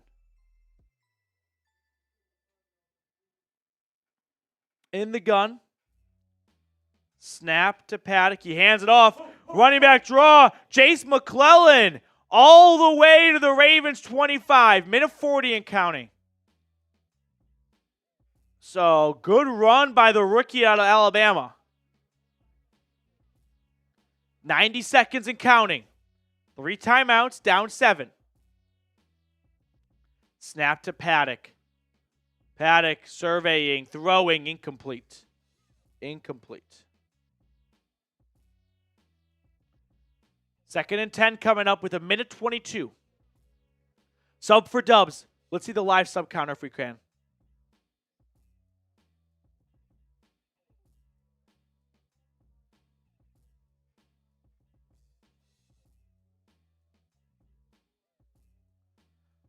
Let's get ourselves to 23,400 subscribers.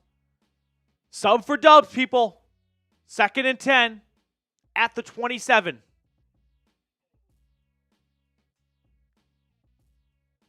Snap to Paddock. Looking, throwing, caught, big gain to the 12 inside the PrizePicks red zone. Minute 16. Who called a timeout? I don't think Atlanta should be in a rush to burn timeouts or anything. Like, you don't want to give the Ravens any time if you were to score. I do think that preseason wins and losses are minuscule, but it'd be good for the locker room vibes on the flight home if they completed a late comeback here to win. Touchdown, 2-point conversion. That's just going to make for a better day for everyone. Wouldn't you agree? Falcons burned their first timeout. They have 2 remaining. 1st and 10. 2 timeouts left for Atlanta. It's a run for McClellan left side, looking for space.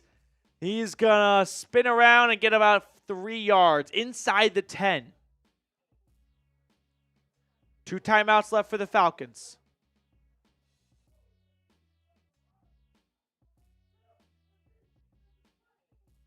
.55 seconds and counting at the 10-yard line.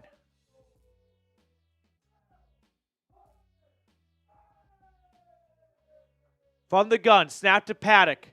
4-man rush. Throwing. Caught at the 3. There was a flag in the end zone with 39 seconds. It's going to be on the defense.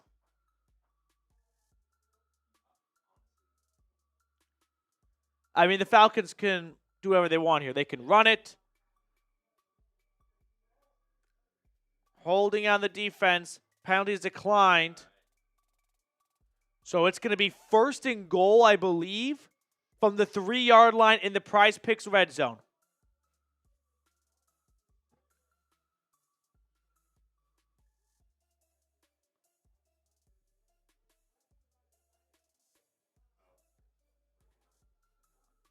First and goal. Paddock in the gun.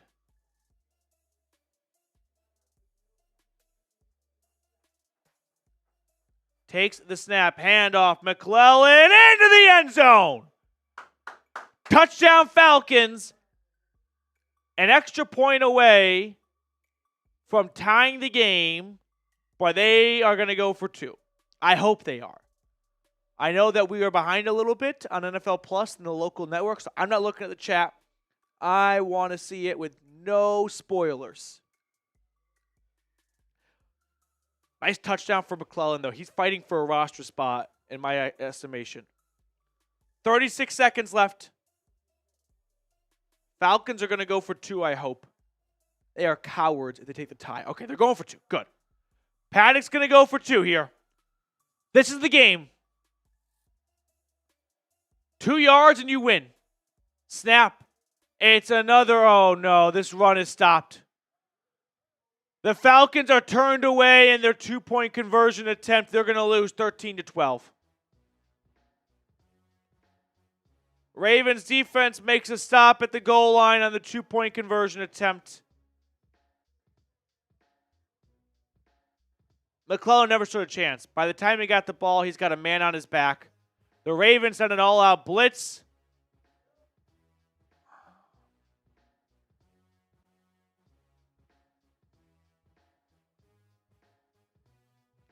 Well, that's the ball game. Duck race time? Duckies. Duckies! Now it's really last call for a $5 super chat. The beauty of this one is, like, this does not have to ruin your Saturday. That is John Paddock handing off to Jason McClellan. That is not the 2024 Atlanta Falcons. Okay. Duckies, duckies, duckies. Duck race. We're doing a duck race for a Falcons hat giveaway. $5 super chat gets you entered if you are just tuning in right now. Duckies time. Yeah, it's also a little soft, I agree. The Falcons aren't even trying an onside kick. Why not just practice it? Right? So, Atlanta is just accepting the loss, which, okay. I still don't understand why you can't just attempt the onside kick. Oh, the return for the Ravens goes all the way out to the 40. All right. Everyone look for their name in there so that everyone knows there's no tomfoolery.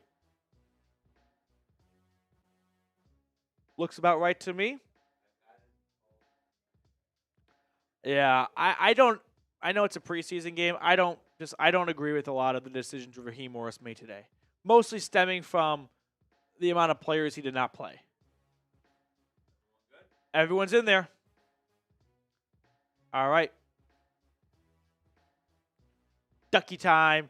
The Ravens are in victory formation. So while the Duckies run, we'll move the stats over, and we're ready to roll. Duckies, on your marks. Get set. Go. And they're off. Look at the Duckies going down the river. A few more furlongs to go. Tough to make out who's got an early lead. I might see funeral services peeking ahead, peacocking a little bit. It's final, by the way, 13-12, Ravens over the Falcons. 35 seconds to go. Jose Santana at the bottom, trying to fight for a spot near the finish line. Adamus Shadicus with the early lead, looking like a UK ducky. One more furlong to go. Who's it going to be? Right now, it looks like it's Zelo BTW. Can Zelo hold on for 10 more seconds? Zelo losing steam. 5 seconds. We got a late push. 3 seconds. Jose Santana. Jose Santana!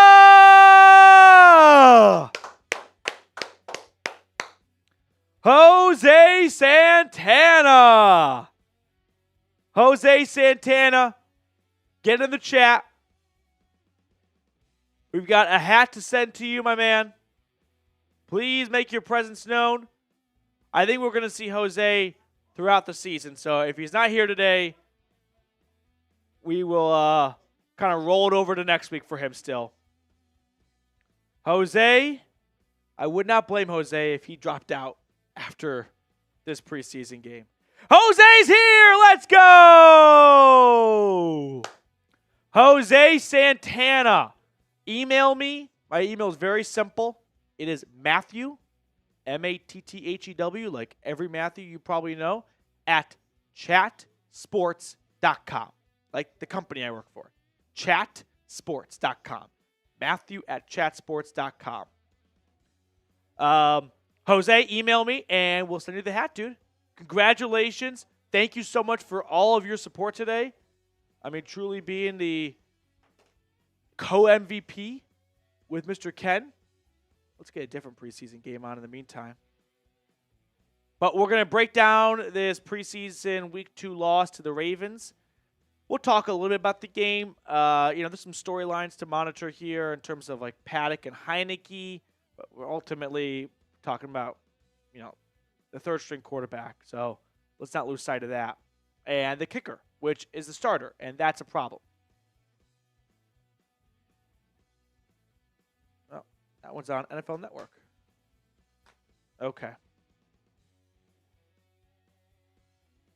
So we'll get the post-game show underway in just a moment here. Oh, there we go. Okay. David Anderson, good to see you in the chat. Ben, I want to hear your opinion about Brooks. I think De'Tron Brooks has been flying all over the field. I really like the physicality he brings and the violence. Like, it's a violent game, and he's violent on the field. Now, he's probably got some fundamentals to kind of check and work through, but all in all, I really like what I've seen so far out of De'Tron Brooks. I think he's going to be a real contender to make this 53-man roster in a secondary that's a little bit unproven.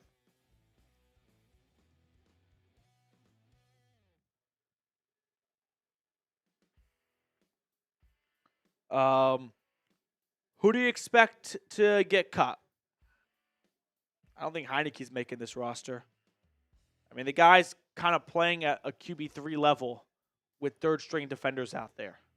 He's working with third stringers on offense, so that's got to be factored into your decision, but I'm not too impressed by Heineke so far. Better today than week 1, that's for sure.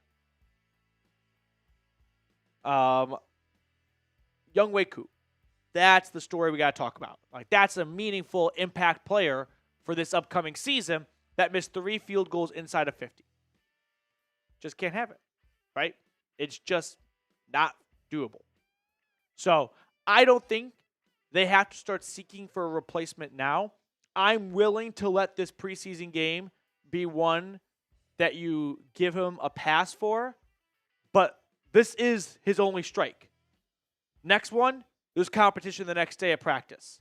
So if he misses a single kick in the preseason finale against the Jags, there should be a kicker at Flowery Branch the next day. I believe that. I'm okay to give him a pass for this one because he's proven to have a good track record. He's had 5 misses in 2 straight seasons, so he's not quite at that Pro Bowl 2020 level he was at. But I'm not interested in giving excuses.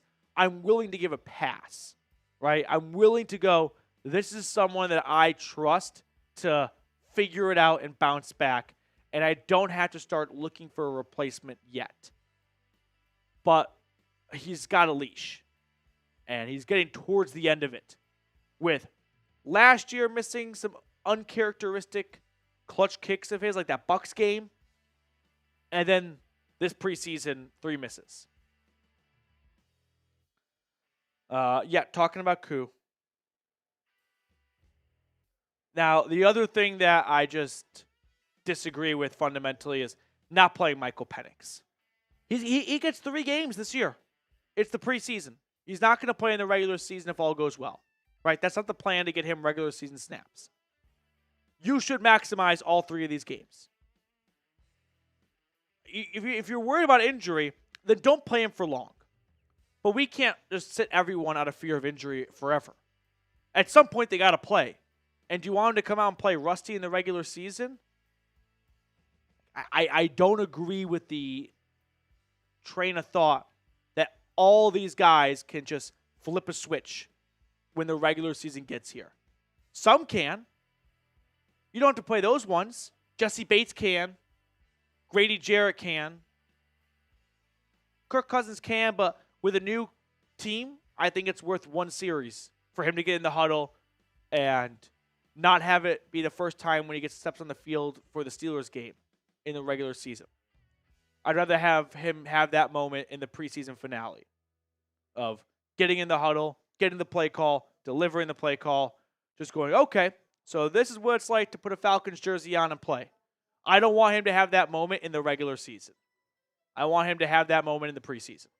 So that when the regular season rolls around, it's not new habits for him. I don't understand not playing Michael Penix.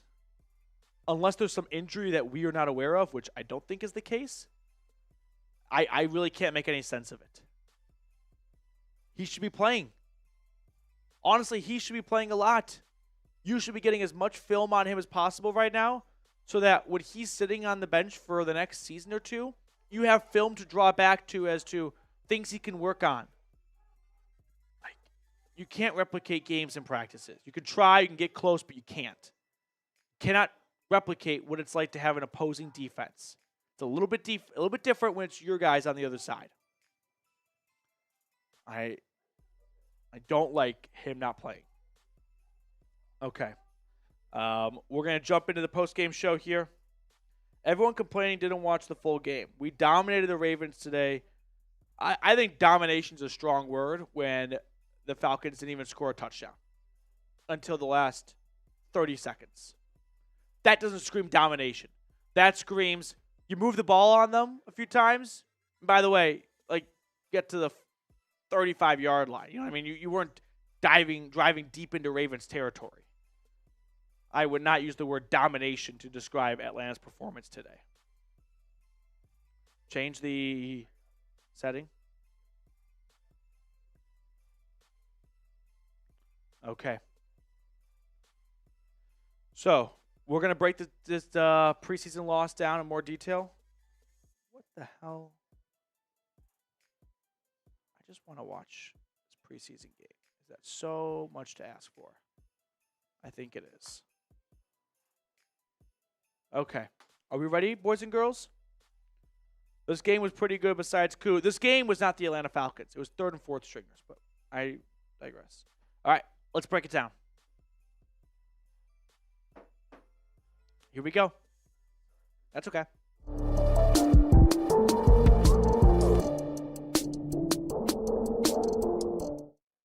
The Falcons dropped their second preseason game 13-12 in Baltimore. But to me, the storyline is not the score. Sure, it's nice to win. It's better than winning than losing. But in preseason football, I'm not going to make a big deal out of 1-point losses or 1-point wins.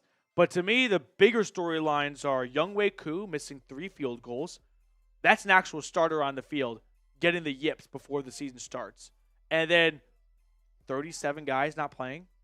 I do not agree with the decision to not have Michael Penix play.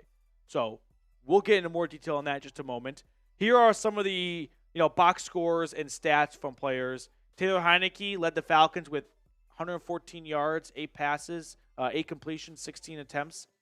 Jace McClellan had a nice couple of rushes towards the end there, especially in that near game-winning touchdown. 11 carries, 55 yards, 1 touchdown. Chris Blair, I've actually been really impressed with. The Falcons are looking for a 4th or 5th receiver to really emerge after Drake London, Darnell Mooney, Ray McLeod, and Kadero Hodge.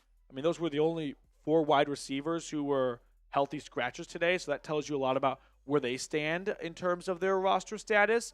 So for Chris Blair to really start to emerge as, a solid 5th receiver, I think he's very close to securing a spot on the 53-man roster. But to me, the biggest storyline is either Koo or Penix and a lot of other, not just starters not playing, but like backups not playing. I fundamentally do not agree with the decision to sit Michael Penix and a lot of these other second-string guys. Taquan Graham, Clark Phillips, Eddie Goldman, Antonio Hamilton. Just a couple of players that need to play, that need reps. Those are not guys that should be given hall passes for the day. Like, if you want to give a hall pass to your, franchise left tackle, Jake Matthews, because you know what he's capable of, sure. Same goes for Chris Lindstrom, Grady Jarrett, David Onyemata. Like, if you want to give a day off to those veterans that don't need preseason to get their act together, I'm with you. You know who's not in that camp? About half the guys who didn't play today. Like your rookie quarterback, Michael Penix. He's not going to play a single regular season game if all goes well, if we're being honest, for maybe 2 or 3 years, which means you get 3 preseason games to actually see him play in a real game. And you're having him sit for what reason? Fear of injury? It's football. They got to play. He needs to play. He needs to acclimate himself to NFL game speed as much as possible because he won't get that chance in the regular season.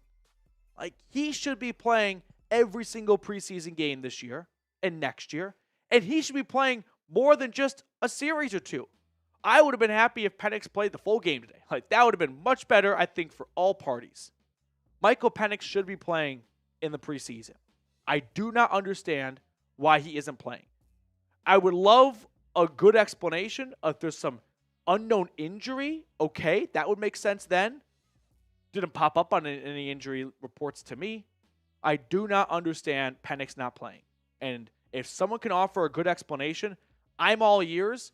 But I'll tell you what, when you've got a new head coach, a new OC, a new DC, a lot of new things, new quarterback, I think preseason is much more valuable to them than a team that's running it back with the same coach of 5, 6, 7 years.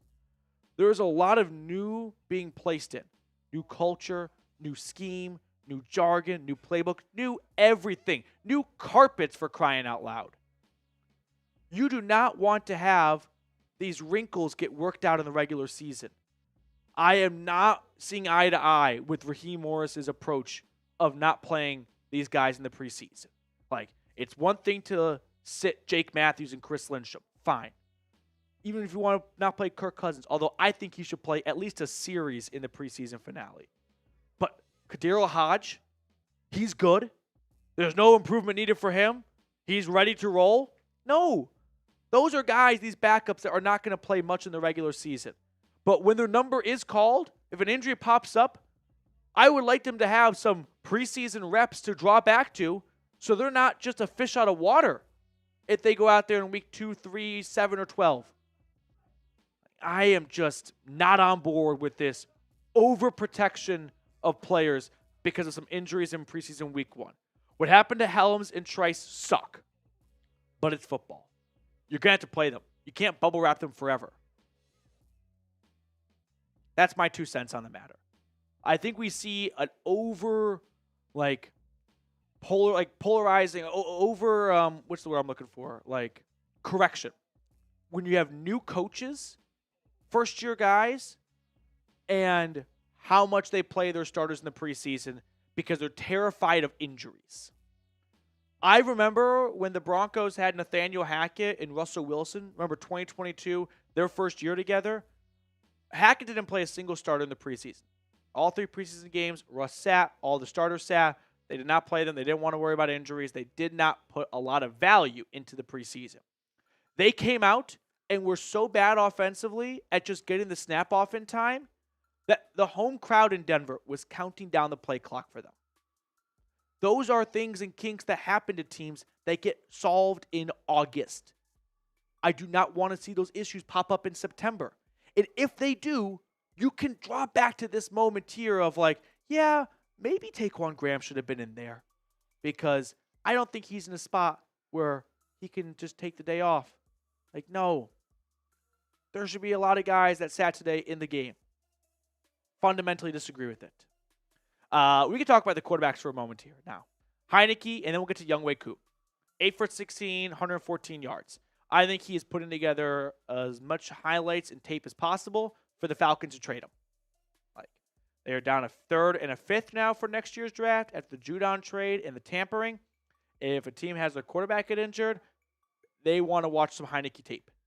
And the Falcons need to put together a better tape than preseason week 1. So I would not be surprised if Heineke gets flipped for like a 6 or a day 3 pick swap or something. John Paddock, first game as a Falcon. He was cut before week 1, then brought back. UDFA.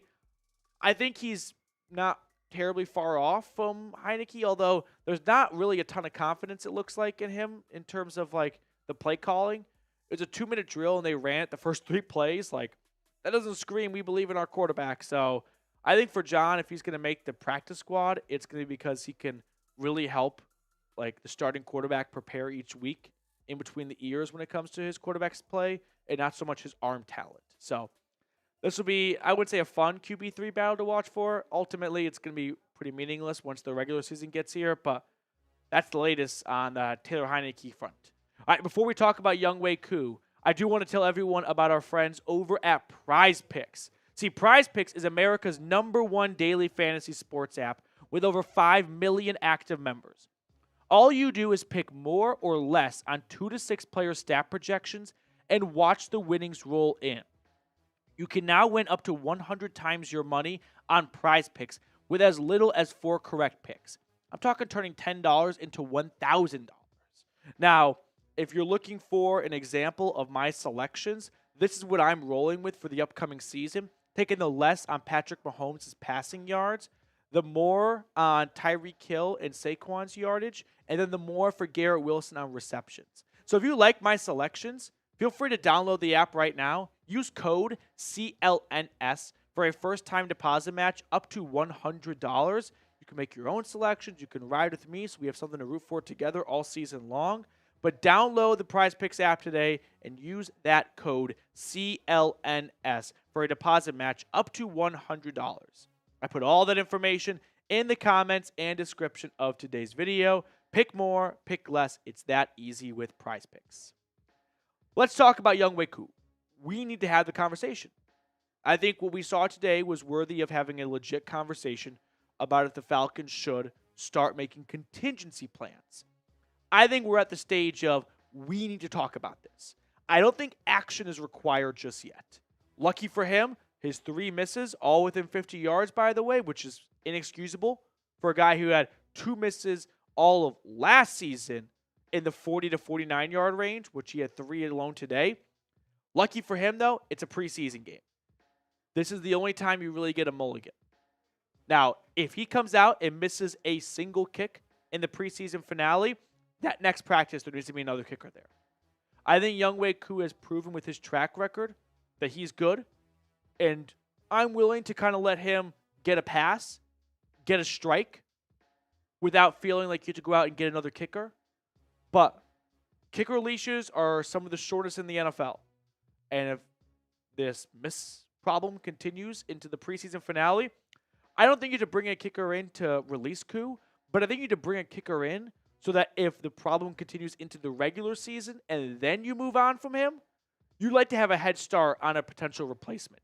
You'd like to have some things, torches in the fire, some things cooking.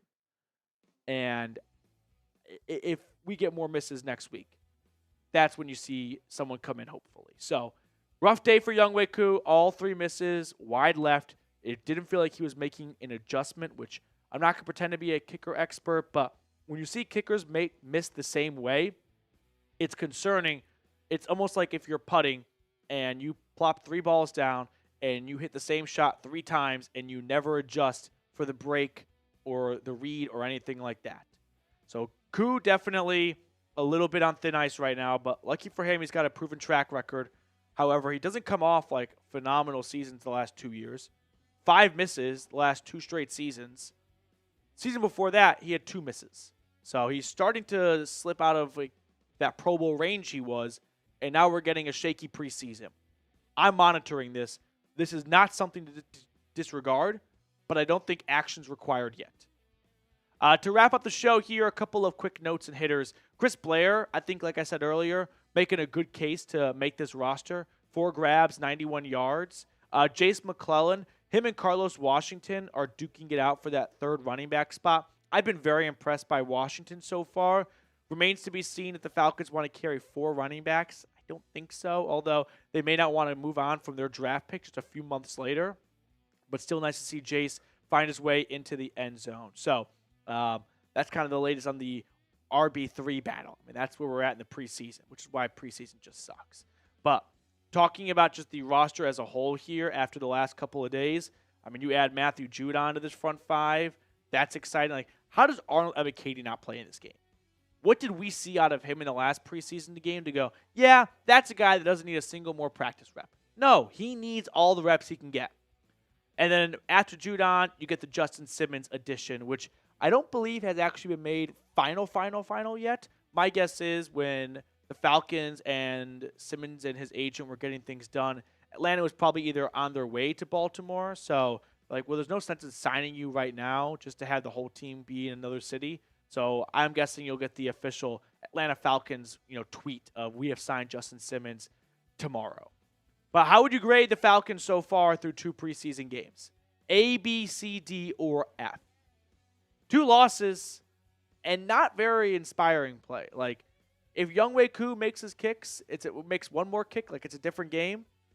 But it didn't feel like the Falcons were really having their way with the Ravens today. And the Ravens were also equally, boring to watch. Their quarterback play was average. I mean, that's kind of being generous, too.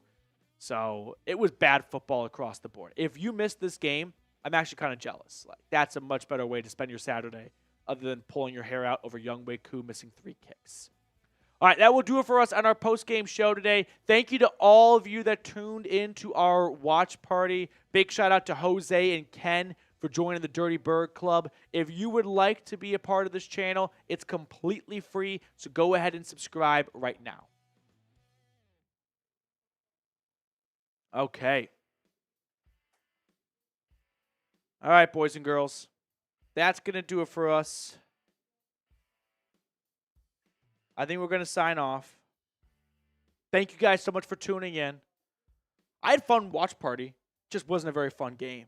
But I really appreciate everyone who made this game more exciting here than if you were just watching by yourself on the couch. No way if you watch by yourself on the couch you make it through all 4 quarters. That'd be impossible. I wouldn't believe you. All right. We will let you guys get on out of here. Enjoy the rest of your Saturday. Have some more fun, or actually have some fun. And rise up, and we'll catch you all later.